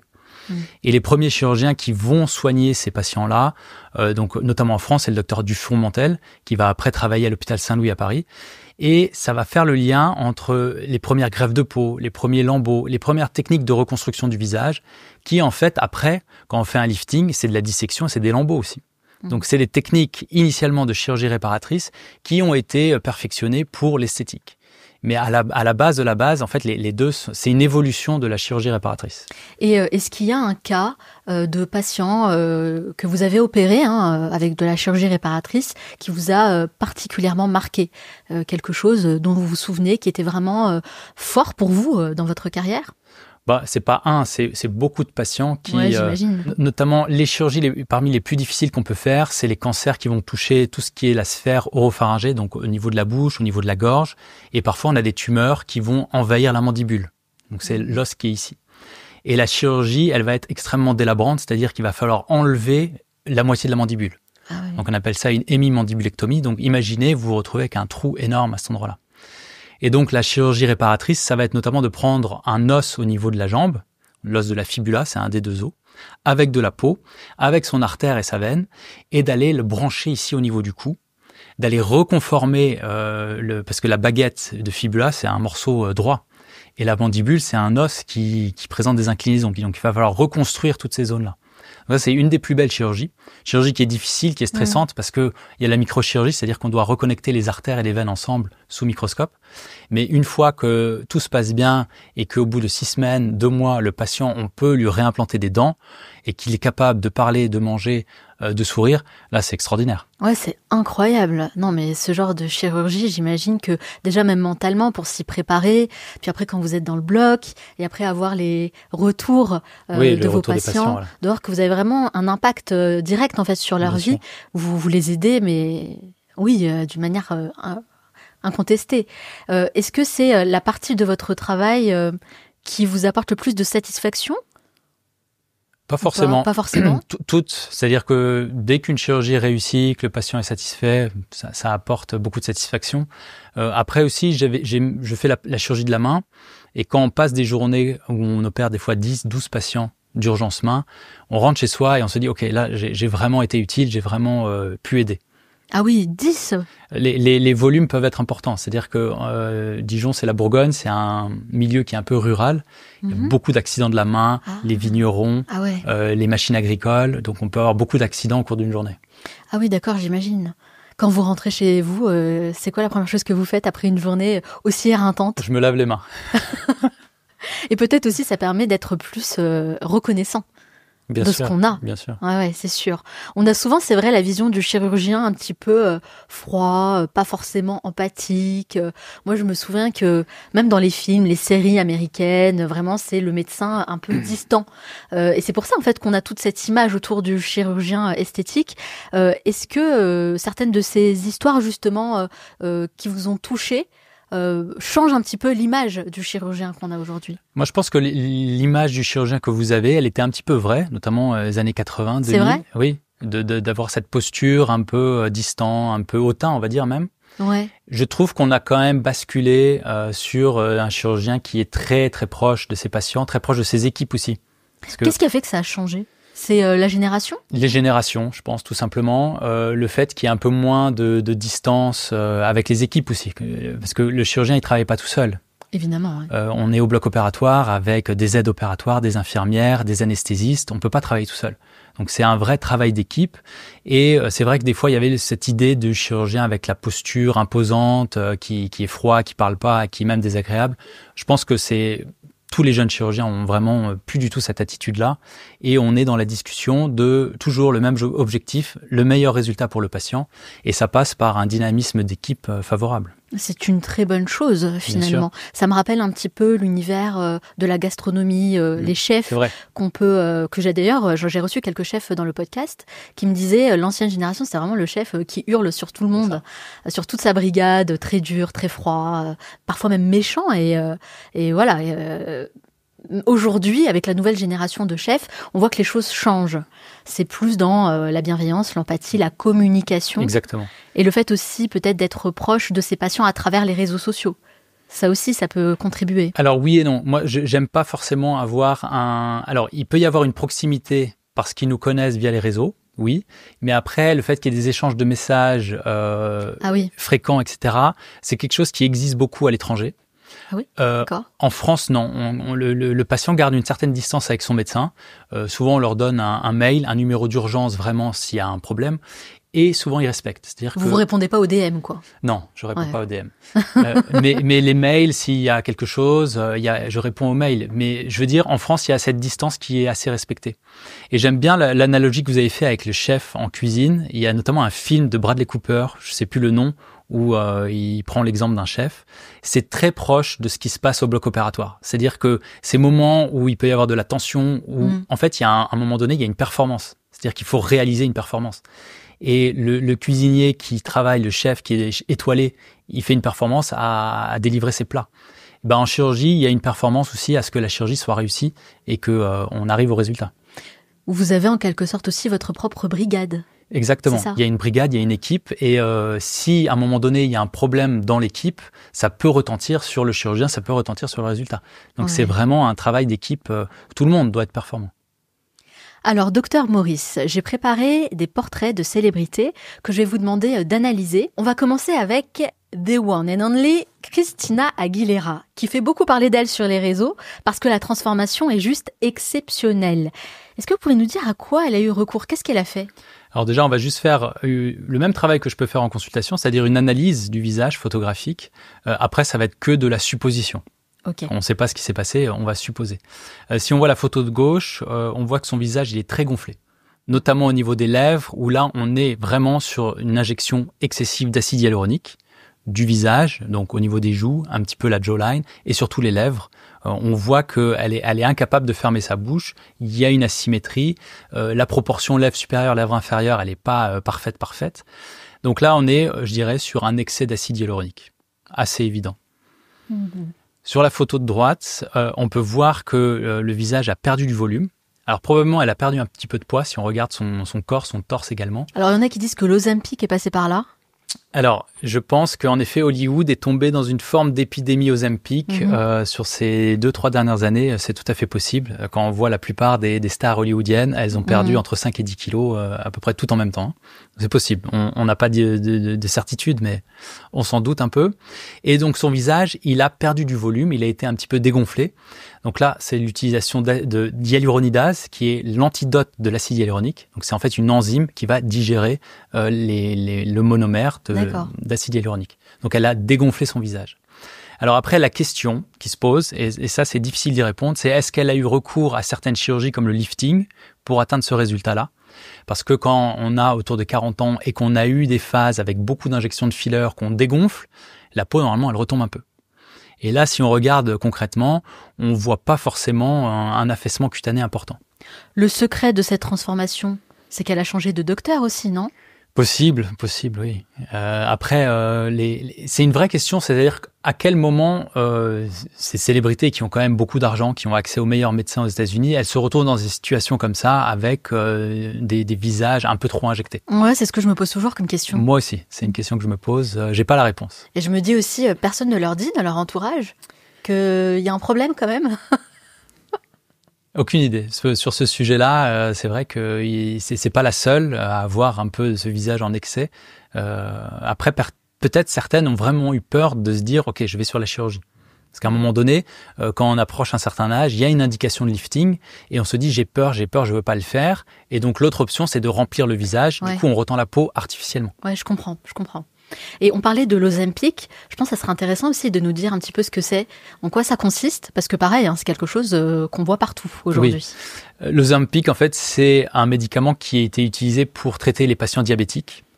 C'est un médicament on a découvert qu'il réalisait des pertes de poids. Ouais. Et du massive. Il a été détourné de son usage principal, qui est le traitement du diabète. Et il utilise plusieurs mécanismes, c'est-à-dire qu'il va stimuler l'insuline lors de prise de repas d'indice glycémique élevé, quand on mange beaucoup de sucre. Il va ralentir la vidange gastrique, ça veut dire que quand on mange, on a très vite le sentiment de satiété. C'est-à-dire qu'on mange et puis au bout de 10 minutes, c'est bon, on n'a plus faim. Et puis aussi au niveau du glucagon, qui est l'hormone opposée à l'insuline, où il va y avoir un changement de sécrétion où ça va limiter la prise de poids. L'Ozempic, c'est quelque chose que vous déconseillez ? Alors, l'Ozempic, franchement, ce genre de médicament, je conseille toujours de consulter un spécialiste. Notamment à Dijon, on a un centre de l'obésité qui permet de suivre les patients, de les accompagner, parce que la perte de poids, c'est pas quelque chose de simple, c'est quelque chose qui se fait de manière continue. Et si on doit utiliser ce genre de médicament, c'est mieux de bien être encadré, parce qu'il peut y avoir beaucoup d'effets secondaires, et il y a même des effets, nous, en tant que chirurgiens ou les spécialistes de la peau, on est en train de découvrir que la peau devient très laxe, c'est-à-dire qu'elle tombe, qu'elle devient très souple, et c'est assez nouveau. On n'a pas encore assez de recul. On n'a pas assez de recul sur C'est un médicament qui a 2-3 ans et qui est utilisé de manière massive depuis 1 ou 2 ans seulement. Donc pour le moment, on sait les effets secondaires digestifs au niveau de la tension artérielle, ce genre de choses. Mais au niveau à long terme, on n'a pas encore d'idée. On passe à la prochaine célébrité. Alors j'espère que je vais bien la prononcer pour tous les Turcs qui nous regardent. L'actrice Hande Erçel, c'est ça ? Oui. Du coup, j'ai déjà fait une vidéo à propos d'elle. Je trouve que c'est un vrai succès au niveau de la médecine et des traitements esthétiques. La photo de droite où elle est plus jeune, elle a notamment ce visage un petit peu gonflé, un petit peu poupon, on va dire. Beaucoup de collagène, du coup. Beaucoup de collagène, mais naturel, de naissance. Oui. Et elle a une belle qualité de peau, donc c'est plutôt une bonne génétique.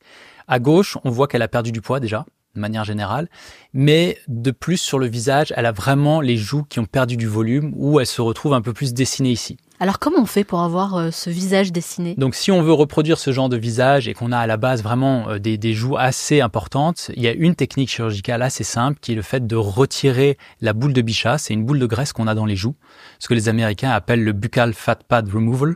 On va faire une petite incision dans la bouche et on va retirer cette boule de graisse. Ah oui? Alors, c'est une opération qui est assez rapide, assez simple.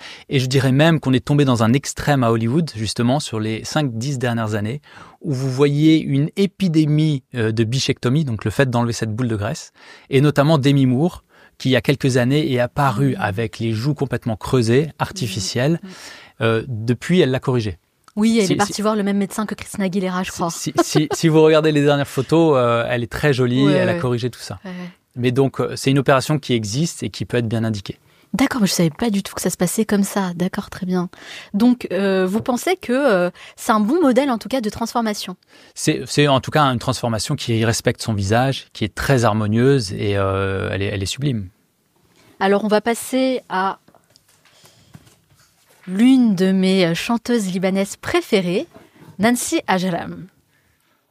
Donc Nancy Ajram, pareil, c'est un beau résultat où, de la même manière, si vous regardez la photo à droite où elle a des joues assez gonflées, c'est la même chose que la précédente.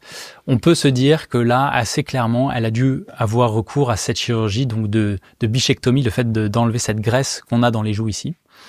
Si on regarde le nez aussi, il y a eu une rhinoplastie où la pointe du nez est un peu plus fine, un peu plus travaillée, le nez est bien axé. Et puis alors, vu son âge, je pense qu'elle a quand même réalisé un lifting cervico-facial et plutôt de très bonne qualité, puisqu'on voit le visage, le cou qui est harmonieux. Parce que des fois, on peut voir des patientes qui ont un joli visage et par contre le cou qui est très très très marqué. Oui, c'est vrai. Et notamment, il y avait une présentatrice JT assez connue il y a une dizaine d'années où on voyait un visage de bonne qualité et le cou très très marqué. Claire Chazal, pour ne pas la citer. Par exemple. Et en tout cas, le chirurgien, son travail, c'est vraiment de faire le visage mais aussi le cou. C'est très important de pouvoir travailler les deux à chaque fois. Bah ouais, moi je peux pas comprendre qu'on puisse sortir en fait de la salle d'intervention sans avoir fait le cou. Il y a peut-être quelque chose qu'on a oublié, docteur. Alors après, c'était il y a peut-être 20 ou 30 ans, il y avait aussi des approches chirurgicales qui étaient un peu moins développées. On connaissait un petit peu moins tout ce qu'on pouvait faire au niveau anatomique. C'est-à-dire qu'il n'y a pas que la technologie en elle-même qui change. Il y a aussi l'approche du chirurgien en se disant, si je travaillais tel muscle, si je travaillais telle partie anatomique, peut-être que j'aurais un autre résultat. Alors moi, j'ai entendu dire que Nancy Ajram, elle avait eu au moins une 20aine d'interventions. Alors peut-être que c'est la rhinoplastie. La rhinoplastie, c'est une des chirurgies les plus difficiles à réaliser. Et si jamais on se retrouve sur un résultat qui est pas forcément joli ou la patiente est insatisfaite sur son nez, on doit recommencer. Dès qu'on va aller sur une reprise, donc on appelle ça une reprise chirurgicale ou une révision. Révision ? Oui, une révision chirurgicale. On va se retrouver dans du tissu fibreux. Donc la fibrose, c'est la cicatrice. Et pour le nez, ça peut être pour le chirurgien absolument épouvantable. C'est-à-dire que juste sous la peau, il faut savoir qu'ici on a de l'os. La partie basse au niveau de la pointe, c'est du cartilage. Et l'épaisseur de graisse est très fine. Dès qu'on va découper, disséquer, après tout va être collé ensemble, fibrosé. Donc le deuxième acte, que ce soit le même chirurgien ou un autre chirurgien qui va intervenir, il va se retrouver dans un tissu bloqué. Anatomiquement, ça va être très difficile. Et du coup, le succès de la chirurgie va diminuer. Donc dès qu'on est dans des chirurgies de reprise ou de révision, il y a une question psychologique avec les patients en disant attention, peut-être que l'objectif initial d'avoir tel résultat ne va pas être atteint. Moi, j'ai l'impression que plus on prend de l'âge, plus on essaie justement de retrouver le fameux collagène qu'on perd, mais qui justement nous donne cette petite tête de poupon un petit peu ronde qu'on aime bien quand on a la vingtaine, quand on est dans nos jeunes années. Et finalement, les interventions, c'est carrément le contraire. On essaie justement d'avoir des joues creusées, un visage qui est sculpté et pas forcément ces joues rondes. Je trouve ça un peu paradoxal. Alors là, on est plus sur une question de critères de beauté. Et notamment sur le visage, un peu les critères de beauté actuels, c'est toujours le visage d'Angelina Jolie. Et pourtant, c'est pas récent, ça date déjà 2005-2010, avec une mandibule assez dessinée, la fameuse jawline, avec des lèvres très volumineuses, très pulpées, et en effet une joue assez dessinée. On est plutôt sur ces critères de beauté-là. Après, comme dit, critères de beauté, c'est des modes, ça peut aller dans un sens et puis disparaître dans quelques années aussi. Donc, pour récapituler, qu'est-ce qu'elle a fait? Alors, pour Nancy Ajram, quand on voit son visage avant-après, probablement donc la bichectomie, le fait d'enlever cette graisse au niveau des joues, et la rhinoplastie. Et vous le disiez, elle a eu beaucoup d'interventions sur le visage. Je pense que c'est le nez où il y a eu des insatisfactions. Ensuite, elle a une peau de très bonne qualité, avec notamment très peu de rides qui apparaissent. Donc ça, c'est l'utilisation du Botox au bon âge, répété chaque année, avec l'acide hyaluronique au niveau des joues, par exemple, et également au niveau des lèvres, puisqu'elle a des lèvres assez pulpeuses. Donc c'est un très beau travail et surtout un traitement qui a été planifié sur plusieurs années. Lindsay Lohan. Alors Lindsay Lohan aussi, transformation exceptionnelle. On en parle aussi beaucoup et elle rentre un peu dans la même catégorie que Christina Aguilera, j'ai l'impression. Alors Lindsay Lohan, pour moi, c'est vraiment le glow-up 2024. C'est la transformation incroyable. Tous les médecins, tous les chirurgiens en parlent. Et alors, tout le monde a son petit avis là-dessus. Déjà, il faut se dire sur la photo de gauche, si on analyse son visage, on voit que c'est quelqu'un qui avait un visage qui était assez fatigué. Fatigué peut-être par 10-15 ans d'un mode de vie qui était épuisant, de manque de sommeil, abus de substances, plein de choses. Oui. Et surtout, elle a eu beaucoup d'injections d'acide hyaluronique, de fillers de très mauvaise qualité. Si vous retrouvez certaines de ces photos, on voit le visage est très gonflé, les lèvres sont asymétriques. Donc, elle est passée par différents stades. Un stade qui a été de dissoudre et d'enlever tous ces mauvais produits. Et alors après, certains vont dire elle a juste fait un peu de médecine esthétique, elle a réinjecté au bon endroit, elle a fait quelques devices, quelques machines. Moi, je pense pas. Je pense qu'elle a eu recours à ce qu'on appelle un full face de chirurgie. C'est quoi un full face? C'est-à-dire que elle a fait le lifting du sourcil, blépharoplastie supérieure, on enlève cet excès de peau et on le voit d'ailleurs sur la photo à gauche. Blépharoplastie inférieure, on va enlever les petites poches de graisse qu'on a. Lifting de la lèvre supérieure, le lip lift en anglais. Et ensuite, le lifting cervico-facial, le vrai, avec un travail complet du cou. Et après ça, c'est pas fini. Si on regarde vraiment son visage, donc il y a eu les tissus qui ont été retendus, remis en bonne position, mais aussi la qualité de la peau a été améliorée. Donc ça, c'est un peu de botox tiers supérieur du visage, un peu d'acide hyaluronique pour juste redonner du volume au niveau de la joue, au niveau de l'orifice piriforme, le sillon nasogénien, un petit peu autour des lèvres, et puis probablement un resurfacing de la peau, donc soit ça peut être fait par du laser, ça peut être fait par du peeling. Le principe, c'est de brûler la peau pour qu'elle ressorte avec un glow. Bon, elle était motivée, Lindsay Lohan, parce qu'elle a fait pas mal de choses. Ça coûte combien d'avoir un full face comme ça? Ça dépend du chirurgien, ça dépend du pays. L'estimation aux États-Unis pour ce genre de procédure, avec la qualité des chirurgiens, ce serait autour des $300 000. 300 000 un appartement. D'accord, ouais. Donc oui, inutile de dire que ce n'est pas accessible pour tout le monde. Alors après, voilà, en France, ce ne sera pas ce genre de prix. Il faut savoir qu'en France, on est quand même sur des, en termes de devis, en termes de coût de la chirurgie plastique, on est un des pays les moins chers au monde. Mais est-ce qu'on a les mêmes résultats? On peut avoir les mêmes résultats. On a en tout cas des chirurgiens qui sont capables de faire les mêmes résultats sans aucun problème. C'est une chirurgie en France qui est moins chère. Il faut savoir que la chirurgie en France est moins coûteuse qu'aux États-Unis. Elle s'élève à combien alors? Elle peut s'élever entre 30 et 50 000 euros. Ah, donc il y a une grande différence quand même. Il y a une grande différence. Alors après, je pense qu'aux États-Unis, quand ils interviennent sur des célébrités, il y a forcément un niveau de prix qui est augmenté. D'accord, ok. On va passer à la grande star de High School Musical, Zac Efron. Alors, Zac Efron, c'est d'abord, avant tout, je pense, l'utilisation de stéroïdes ou de testostérone, puisqu'il a eu une transformation physique absolument phénoménale entre justement High School et, je pense, le film Baywatch, puisqu'il a refait Baywatch avec notamment The Rock, la star américaine. Il a une transformation physique qui est pas normale. Vous voulez peut-être se mettre au niveau de The Rock? Ou peut-être il a eu les bons conseils, voilà. Donc il y a eu une transformation physique et notamment la définition du visage où on peut avoir des fois une hypertrophie au niveau des masséters, donc c'est le muscle qui va être à cet endroit-là. Au niveau du cou également, les muscles du cou qui vont être plus développés. Donc ça vient, ça peut venir des hormones, des stéroïdes. D'accord. Après, au niveau de son visage, il était apparu quelques années très très gonflé, un petit peu bouffi. Ça, c'est l'acide hyaluronique qui peut être injecté, soit le mauvais produit, soit la quantité. On injectait trop, notamment au niveau joue antérieure, joue latérale. Après, ça reste quand même, il est passé par cette phase trop injecté et il a un petit peu dissous les produits où maintenant il arrive à avoir un visage qui reste plus naturel. J'ai l'impression comme la plupart des stars d'Hollywood finalement. Oui. Elles sont toutes passées par cette phase-là bouffie. Beaucoup sont passés par cette phase-là et puis sont revenus un peu sur plus de naturel. Et puis aussi, en fait, se sont rendus compte qu'à un moment donné, il fallait passer par la casse chirurgie. Fallait passer par le lifting. Et si vous voulez citer les grands noms comme Brad Pitt ou George Clooney, ils ont tous fait le lifting. Ah, ok. Et ils l'ont fait assez récemment, dans les 3-4 dernières années. Intéressant.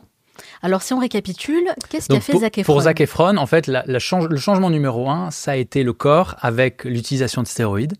Et puis ensuite, il est tombé un petit peu dans l'excès d'acide hyaluronique, avec un visage très gonflé. Et il est revenu à quelque chose de plus naturel en dissolvant ces produits-là et en injectant de manière plus modérée. Et puis évidemment, un peu de botox sur le tiers supérieur du visage. Alors là, on a le portrait de Jean Dujardin et Tamer Hosni, qui est peut-être un peu moins connu en France, mais qui est chanteur égyptien. Exactement. Alors, je vous ai mis les deux parce que, justement, il y a un point commun entre les deux. J'aimerais bien savoir lequel. Alors, pour moi, le point commun, ça va être la greffe de cheveux. Donc, si on analyse le visage, notamment de Tamer Hosni, quand il est plus jeune, on voit qu'il commence à avoir un recul de la ligne chevelue. Oui. Et son front apparaît de plus en plus grand, avec notamment les golfs qui vont être dessinés. Donc ça, c'est les premiers signes quand on a la perte de cheveux. De la même manière, Jean Dujardin, à gauche, acteur français, on a cette perte de cheveux, le recul de la ligne chevelue sur les golfs, à cet endroit-là. Et sur la photo de droite, on voit que Tamer Hosni présente une ligne chevelue extrêmement droite, limite trop belle pour être vraie. Donc un peu fake. Un petit peu fake. Après, ça reste quand même assez joli. Mais c'est bien de faire la comparaison avec l'acteur français, où on voit qu'il a respecté, vu son âge, c'est-à-dire que quand on a un certain âge, on va pas avoir une ligne chevelue qui est très très très basse, qui est très dense. Il a respecté ça, où on voit toujours un petit peu la définition des golfs de chaque côté, mais il a avancé la ligne chevelue quand même et il a redensifié son cuir chevelu. Donc pour les deux, je dirais que c'est un très beau glow-up avec un côté un peu plus naturel pour l'acteur français. D'accord, c'est intéressant. Il y a beaucoup d'acteurs comme ça, français, qui font ce glow-up au niveau des cheveux? Je pense. Après, ça reste assez discret. On le voit pas trop. C'est plutôt bien fait. Il y a le glow-up avec les greffes de cheveux, mais il y a aussi tout ce qui est hydratation au niveau du bulbe, du follicule pileux. Donc, c'est les fameux traitements avec des fois du PRP ou des fois des injections de vitamines au niveau du cuir chevelu. Des fois, l'utilisation de médicaments comme les minoxidil. Donc, c'est un médicament qui va vasodilater le scalp pour permettre au bulbe d'être mieux oxygéné. D'accord. Et j'ai l'impression qu'en France, justement, on est un peu plus sensible au côté naturel. Bien sûr, ça reste en France, il y a le côté tabou sur la chirurgie esthétique et dès qu'on passe le pas, que ce soit médecine ou chirurgie esthétique, on cherche à faire vraiment quelque chose de naturel, on respecte le visage, on respecte sa propre anatomie. Justement, en parlant d'effets un peu plus naturels, j'ai sélectionné deux actrices. Et on va commencer par la première, une actrice française, Marion Cotillard. Marion Cotillard, elle a quand même fait des choses sur son visage. Alors Marion Cotillard, je pense qu'on est vraiment juste sur de l'entretien du visage, je dirais, de la prévention.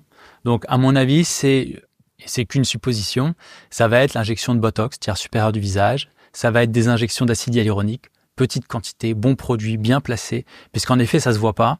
Elle garde toutes ses expressions lors de ses films. C'est ça, elle a même des petites rides d'expression. Exactement. Donc c'est quelque chose qui est dosé vraiment au millimètre, qui est bien réalisé. C'est la définition même de la beauté française qui vieillit correctement, qui vieillit bien dans le temps. Ouais, c'est même presque imperceptible en fait. Exactement. C'est un peu l'objectif normalement de tout ce qui est médecine et chirurgie esthétique, c'est que ça se voit pas. Et j'ai sélectionné aussi une autre actrice, cette fois-ci américaine, Julia Roberts. Pareil, j'ai l'impression que c'est un peu le même effet que Marion Cotillard. Alors Julia Roberts, c'est une de mes actrices préférées. En fait, si on regarde et si on analyse le visage droite-gauche, la symétrie, rien n'est symétrique. C'est ça. Que ce soit les yeux, que ce soit les sourcils ou le sourire. Et au final, c'est une femme absolument magnifique. Et ça montre aussi une chose, que la beauté n'est pas toujours dans la symétrie. Et que heureusement qu'elle a respecté ça, parce que on peut très bien aller voir un chirurgien et demander docteur, je veux corriger certaines choses. Et donc, elle aurait brisé un petit peu son charme. Je pense qu'elle a quand même eu recours à quelques traitements de médecine esthétique. Lesquels, par exemple? Le Botox, toujours le même, prévention au niveau des rides du tiers supérieur du visage, acide hyaluronique de la même manière pour corriger la perte de volume sur la joue, au niveau du sillon nasogénien, un petit peu au niveau des lèvres. Elle est sur des traitements de médecine esthétique assez simples. D'accord. C'est là où on voit les bons conseils d'un vrai médecin, d'un vrai expert. D'un expert et aussi d'un médecin qui va accompagner. C'est-à-dire que l'idée, c'est pas juste une consultation, c'est vraiment sur plusieurs années. Moi, ce que j'aime vraiment chez Julia Roberts, c'est que à partir du moment où on est à l'écran, c'est vrai qu'on a tendance à vouloir avoir un visage symétrique. Malheureusement, c'est pas du tout naturel, mais c'est quelque chose que les gens recherchent. Elle, au contraire, elle a pris le contre-pied de ça et elle a voulu vraiment garder, j'ai envie de dire, son ADN, l'essence même de son visage. C'est ça. Faut savoir qu'on est tous asymétriques. Que ce soit le corps ou le visage, on a tous plusieurs zones d'asymétrie. Et si vous voulez vous en convaincre, prenez une photo de vous vous coupez la moitié, vous faites le miroir et vous verrez votre visage parfaitement symétrique et vous vous direz non mais ça ressemble à rien. Et c'est pour ça qu'on a tous un côté plus photogénique que l'autre. Exactement. Alors pour finir, j'ai fait quelque chose d'assez spécial. J'ai demandé à ChatGPT de recréer Mona Lisa, mais avec les standards 2024. Et voilà le résultat. Vous en pensez quoi ? Bon, là on est en effet sur des critères séparés qui ont été additionnés sur un visage. C'est-à-dire, on se retrouve avec l'épaisseur des sourcils, très importante, qui est devenue une mode finalement assez récente, sur les 10 dernières années. Avant, la mode, c'était des sourcils très fins. Et puis, pareil, les cils qui sont disproportionnés par rapport à la taille des yeux. Le nez plutôt fin, avec une pointe plutôt fine aussi, définie, un petit peu retroussée. Des énormes lèvres comparées au reste du visage. Bon, si on regarde tous ces éléments pris séparés, le visage n'est pas beau. Il n'y a pas d'harmonie, il y a pas de charme dedans. Ça fait même un peu peur. Ça fait même peur, en effet. Et on est, c'est-à-dire, ChatGPT fait son travail. C'est-à-dire qu'il va chercher sur Internet, sur le web, quels sont les critères de beauté. Il va les trouver de manière séparée et puis il va essayer de les assembler ensemble. Là, il a été quand même influencé par les célébrités de télé-réalité, j'ai l'impression. Aussi.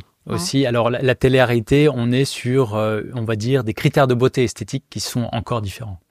Lesquels ? On est souvent sur des choses qui sont un peu extrêmes où justement ces patientes-là, elles peuvent aller voir un docteur en lui disant « je veux des lèvres comme ça, je veux des yeux comme ça ». Et on n'a plus ce respect de l'harmonie et cette réflexion globale. Ouais. J'aime bien ça, le respect de l'harmonie. Merci beaucoup en tout cas pour ce décryptage, c'était très intéressant. Et moi j'ai appris beaucoup de choses, donc avec merci plaisir. beaucoup. Maintenant qu'on a parlé de pas mal de choses, moi la question que je me pose c'est quels conseils vous pouvez donner pour maintenir au maximum, j'ai envie de dire, notre capital jeunesse, notre capital beauté et reculer les effets du temps le plus tard possible. Alors c'est une bonne question et en fait ça va faire un reflet un petit peu à notre corps, notre métabolisme. C'est-à-dire que souvent les gens se disent je veux pas vieillir, je veux bien vieillir, juste ma peau. En fait la peau c'est le reflet de notre corps, de ce qui se passe dedans, de toutes nos cellules. Et donc ça va être la question du métabolisme. Le métabolisme c'est comment notre corps fonctionne et du coup comment on respecte notre corps. Et pour prendre des exemples concrets, c'est la façon dont on dort. Et de plus en plus, on a du mal à dormir, on se couche de plus en plus tard et on a les écrans qui viennent nous gêner. Ouais, c'est surtout ça. Hein. Et il y a beaucoup de gens. C'est le vrai problème. C'est le vrai problème. On dort tous avec le téléphone qui se charge à côté. Ouais. Donc ça peut être un des problèmes. Et puis en tout cas, pas moi. Hein. Bravo. Je suis la bonne élève à ce niveau-là. Et ensuite, on peut avoir les histoires d'alimentation. Ouais. D'avoir une alimentation qui reste équilibrée. Et là, c'est un vrai problème parce que si vous regardez un petit peu dans l'histoire, ce qui se passe, c'est qu'on est maintenant, en 2024, on peut dire que la moitié de la population est obèse. Statistiquement, vous prenez la définition médicale. La définition, c'est l'indice de masse corporelle. Donc, c'est le rapport entre le poids et la taille au carré. Si on dépasse 30 de valeur, on est obèse. Et la moitié de la population a franchi cette barrière-là. C'est énorme. C'est énorme. Et c'est un vrai sujet de santé publique, c'est un vrai sujet médical.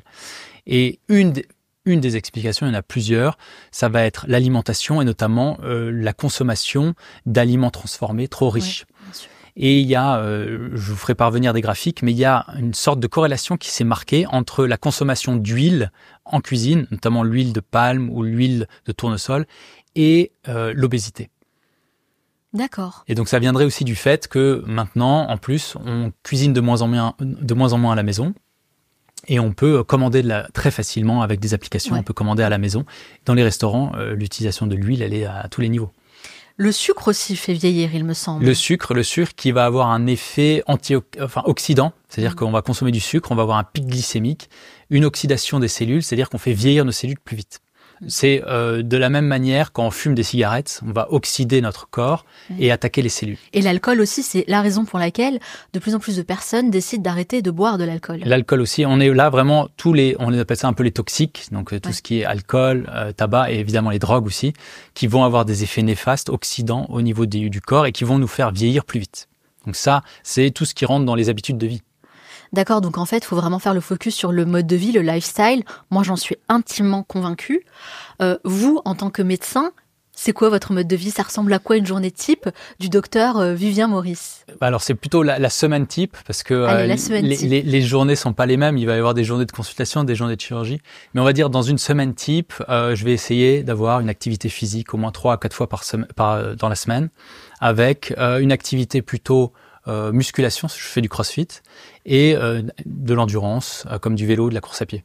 Donc c'est mixer un petit peu les deux. Muscu et cardio. Voilà. Et si vous voulez même aller plus loin sur ce sujet-là, et les gens ont une inconscience absolue là-dessus, on est l'homme Homo sapiens, donc on est une espèce, ça fait 400 000 ans qu'on est sur Terre, et initialement on était des chasseurs. Voilà. On allait chercher la nourriture et on marchait 20-30 km par jour pour aller se nourrir. Et on a perdu ça, on a perdu la mobilité, on bouge moins, et puis on a la nourriture qui vient à nous toute seule maintenant. En réalité, ce que les gens ne comprennent pas forcément, n'ont pas forcément conscience de ça, la sédentarité fait vieillir. Exactement, la sédentarité fait vieillir, et c'est le premier levier qui est facile à corriger, c'est-à-dire bouger idéalement chaque jour, et puis manger des aliments qui sont des aliments non transformés, comme les fruits et légumes, et évidemment aussi les viandes, ce genre de choses. Et si on veut vraiment pousser très très loin, il y a notamment un physiologiste qui s'appelle Alan Couzens aux États-Unis qui parle de ce problème de sédentarité et qui dit que idéalement l'être humain devrait bouger minimum 10 heures par semaine. Donc 10 heures d'activité physique par semaine. Ouais. Donc si vous essayez de glisser ça dans votre emploi du temps, c'est compliqué. Et il expliquait que le seul moyen que ce soit socialement accepté, c'est de dire je prépare un Ironman. Donc l'Ironman, c'est le marathon, le vélo 180 km et puis la natation. Ouais, c'est pas forcément accessible à tous. Non, voilà. Faut être motivé quand même. Hein. Et c'est compliqué. Alors après, on n'est pas obligé d'aller sur ces extrêmes-là, mais il faut garder en tête qu'il va falloir avoir une activité physique entre 3 et 6 heures par semaine, idéalement. En parallèle de votre mode de vie, vous, Dr Maurice, qu'est-ce que vous avez fait concrètement sur votre visage? Quel type d'intervention vous avez eu? Alors j'ai fait un petit peu de médecine esthétique, donc j'ai fait du Botox. J'ai fait un petit peu d'acide hyaluronique au niveau des joues notamment, et puis des traitements au niveau de la peau, comme on a parlé, le microneedling notamment, pour stimuler un petit peu la qualité de la peau. Est-ce que vous avez fait ça parce que, en tant que médecin, vous devez tester, ou est-ce que c'était vraiment par pur choix personnel? Non, c'était vraiment un pur choix personnel, et puis ça rentre un petit peu dans un plan en se disant, voilà, j'arrive à certains âges, j'ai commencé vers la trentaine, en disant, si on veut avoir une réflexion long terme qui soit cohérente, il va falloir commencer maintenant avec ce genre de traitement. Et du coup, est-ce que je peux me permettre de vous demander votre âge? J'ai 37 ans. 37 ans. Ah, vous n'avez pas encore 40 ans. Pas encore. Mais vous avez déjà commencé l'acide hyaluronique. Exactement. D'accord. Du coup, en tant que chirurgien esthétique, quand on se fait soi-même ces interventions, qui vous le fait concrètement? Alors, moi, j'ai la chance d'être marié à la fabuleuse Dr Marwa Majzoub, qui est médecin esthétique, et donc c'est elle qui s'occupe de mon visage et des injections. En effet, il y a certains médecins qui s'injectent eux-mêmes. Moi, je déteste. Je préfère que quelqu'un d'autre s'en occupe, et j'ai la chance d'avoir une experte à la maison. On n'est jamais mieux servi que par sa femme. Exactement. Vous avez un parcours remarquable, Dr Maurice, vous avez fait beaucoup de choses. Vous êtes expert dans plein de domaines différents. C'est très intéressant vraiment de discuter avec vous. La question que j'aimerais vous poser, c'est quel est le meilleur conseil que vous pouvez donner à quelqu'un qui aimerait se lancer dans votre domaine? Déjà, ça va être le domaine de la médecine en premier. Donc, réussir les études de médecine, la première année, qui est une année difficile, celle où on est sélectionné. Puis après, c'est l'externat, où on apprend la médecine générale. Et deuxième concours, qui est aussi extrêmement difficile pour décrocher la spécialité. Ouais. Et après, une fois qu'on passe interne, en fait, c'est là où les choses sérieuses commencent. Parce que l'internat, c'est vraiment le moment difficile, le moment où on apprend la spécialité. Et je le dis aux internes que je côtoie au CHU, à qui j'enseigne la spécialité, je leur dis, il faut être un mort de faim. C'est-à-dire, il faut tous les jours aller au travail en voulant voir, apprendre le maximum, se battre, parce que des fois c'est difficile. Il y a des moments qui vont être compliqués durant la carrière, durant la formation. Mais tous les jours, voir le maximum, être confronté à des situations cliniques et voilà, être vraiment passionné par le métier. Ouais, c'est super important de le dire. En fait, en dehors du parcours scolaire académique, j'ai envie de dire, il y a surtout l'état d'esprit, en fait. Hein. Quelles sont les compétences ou les qualités que vous avez développées au fil du temps à travers votre métier et qui vous servent aujourd'hui en tant que médecin? Alors, il y a des compétences qui sont un peu particulières, notamment quand on parle, donc la chirurgie, c'est un geste qui est un peu technique, c'est-à-dire qu'on utilise ses mains en permanence. Moi, c'est une des choses qui m'a fait choisir la chirurgie. J'aimais les gestes quand j'étais étudiant en médecine. Et j'ai réalisé a posteriori, après, que le fait d'avoir fait du piano plus jeune, Ça a aidé pour la motricité et la coordination entre le cerveau et les doigts. Mais oui. Et encore pire, je pensais que c'était un défaut quand j'étais plus jeune, le fait de jouer à des jeux vidéo, avec la console notamment. Et ben, il s'est avéré que ça a un effet favorable et positif, notamment dans les chirurgies où on regarde un écran. Et il y a eu, dans les dernières années, en chirurgie digestive notamment, on utilise des caméras pour opérer dans le ventre. On n'ouvre plus le ventre complètement de haut en bas. Et du coup, il faut réussir à dissocier l'image qu'on voit et ses mains. Et il faut savoir que les vieux chirurgiens, ils sont habitués à voir leurs doigts quand ils opèrent. Et les plus jeunes chirurgiens qui ont été habitués aux écrans comme ça et à jouer à une manette étaient capables facilement de faire la dissociation. Donc ça, c'est des choses que j'ai découvert après, en fait. Ouais, totalement. Mais c'est super intéressant. En tout cas, merci beaucoup d'avoir répondu à toutes mes questions.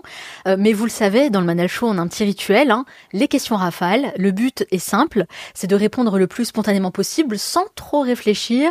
Ça dure pas longtemps, 2 minutes. Est-ce que vous êtes prêts ? Allez, on y va. Allez, c'est parti. Docteur Maurice, quelle est la première chose que vous faites en vous levant le matin ? Je vais prendre un petit déjeuner, du café et un petit déjeuner. Quel genre de petit déjeuner ? En ce moment, je suis plutôt très français avec du pain grillé, fromage blanc et puis un peu de confiture. Quel est le dernier livre que vous avez lu ? Alors, en ce moment, je suis en train de lire un livre, c'est un livre en anglais, How Bad Do You Want It ? C'est une réflexion sur le mental, la psychologie. Quel est le meilleur conseil qu'on vous ait donné ?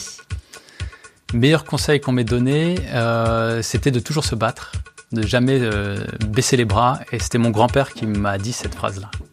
Et le pire conseil, celui que vous n'auriez jamais dû suivre ? C'était un conseil à moi-même, c'était acheter un appartement et de choisir les mauvaises personnes pour les travaux. Ah ouais, ça devait être un petit peu la galère. Ça a été la galère. Quel est votre meilleur conseil esthétique, celui que tout le monde peut appliquer sans forcément passer sur le billard ? On a dit le mode de vie, l'alimentation, l'activité physique. Et puis je dirais juste une chose, l'hydratation de la peau. Le soir, une crème hydratante, peu importe la marque finalement, celle qui fera le travail. Quelle est la chose à laquelle vous croyez et que les autres considèrent comme une folie ? La question de savoir est-ce qu'un jour il va y avoir des robots avec de l'intelligence artificielle qui vont nous opérer, la réponse est oui, ça va arriver assez vite même je pense, et ça va être pour des interventions où le champ opératoire est très réduit, notamment l'ophtalmologie.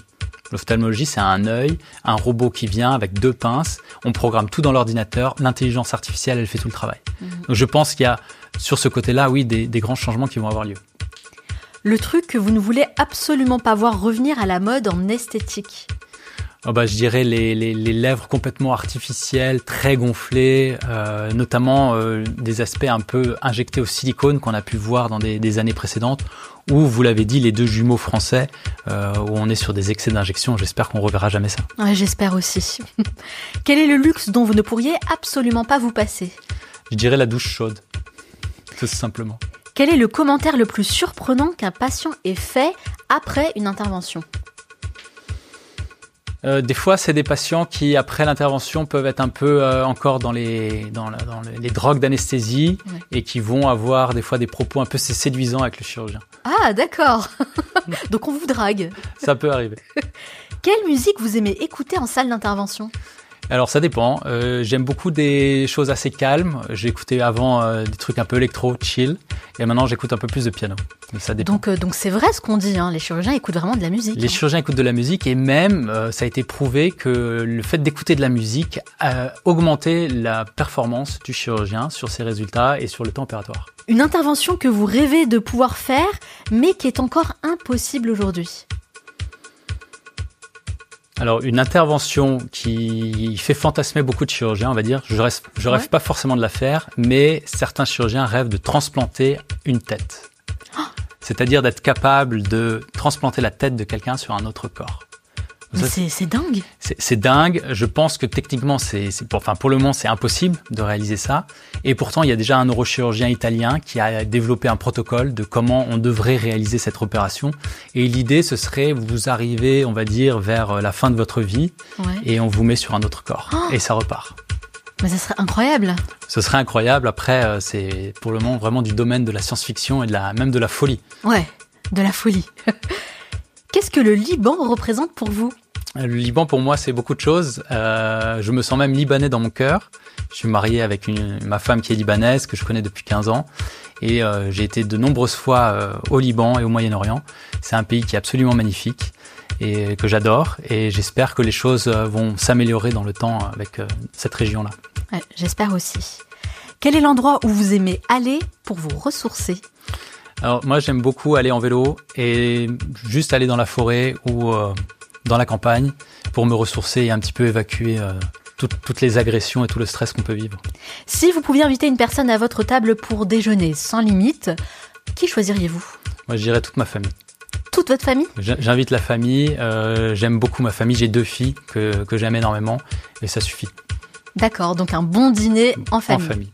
Selon vos proches, quelle est votre plus grande qualité ? Je dirais d'être calme, d'avoir les nerfs solides et d'être calme. Et selon vous, quel est votre plus grand défaut ? Plus grand défaut, je pense que de manière opposée, certains diraient que je peux être extrême sur certaines décisions, lorsque je trouve notamment qu'il y a des injustices ou qu'il peut y avoir des choix profondément stupides. Donc là, je peux à l'opposé m'énerver. Je suis assez calme, mais quand vraiment c'est quelque chose qui est absurde, là je m'énerve. Ça gagne combien un chirurgien esthétique ? Alors la fourchette, elle peut être très large. On va dire que ça va être entre 5 et 15 000 euros. Mensuel, à peu près en moyenne. Il y a quelques chirurgiens, ça va être plus, qui vont être des experts dans certains domaines et qui vont être là depuis des années et des années. Et puis ça peut être moins au début de carrière notamment. Quelle est la dernière chose que vous faites avant de dormir ? Je vérifie que le réveil est bien noté et généralement je mets 2 réveils. Ah oui, carrément. Ouais. Merci beaucoup d'avoir répondu à toutes mes questions et de vous être prêté au jeu des questions rafales. Alors, je vais finir avec la question signature du Manel Show, avec toute l'expérience que vous avez acquise durant ces dernières années. Quelle est la leçon que vous avez apprise, mais qu'on n'apprend pas sur les bancs de l'école ? La leçon, c'est qu'il faut se battre tous les jours, que rien n'est donné et qu'il faut vraiment se battre, peu importe là où on part. Si on veut arriver à un endroit, il va falloir tout donner chaque jour. Merci beaucoup. Je pense que c'est une excellente façon de terminer cet entretien. Avec plaisir. Si on veut en savoir davantage sur vous, sur ce que vous faites, où peut-on vous retrouver ? On peut me retrouver sur Instagram, vous l'avez dit, Dr Vivien Maurice sur Instagram. Et puis sinon, j'ai également un site internet, drmauricevivien.com, où on peut me retrouver. Et Doctolib, si jamais on souhaite prendre rendez-vous. On mettra de toute façon tous les liens en description. Merci beaucoup, Dr Vivien Maurice. Je vous souhaite beaucoup de succès dans tous vos futurs projets. Merci à vous aussi, beaucoup de succès pour faire tout ce travail pédagogique, c'est très intéressant.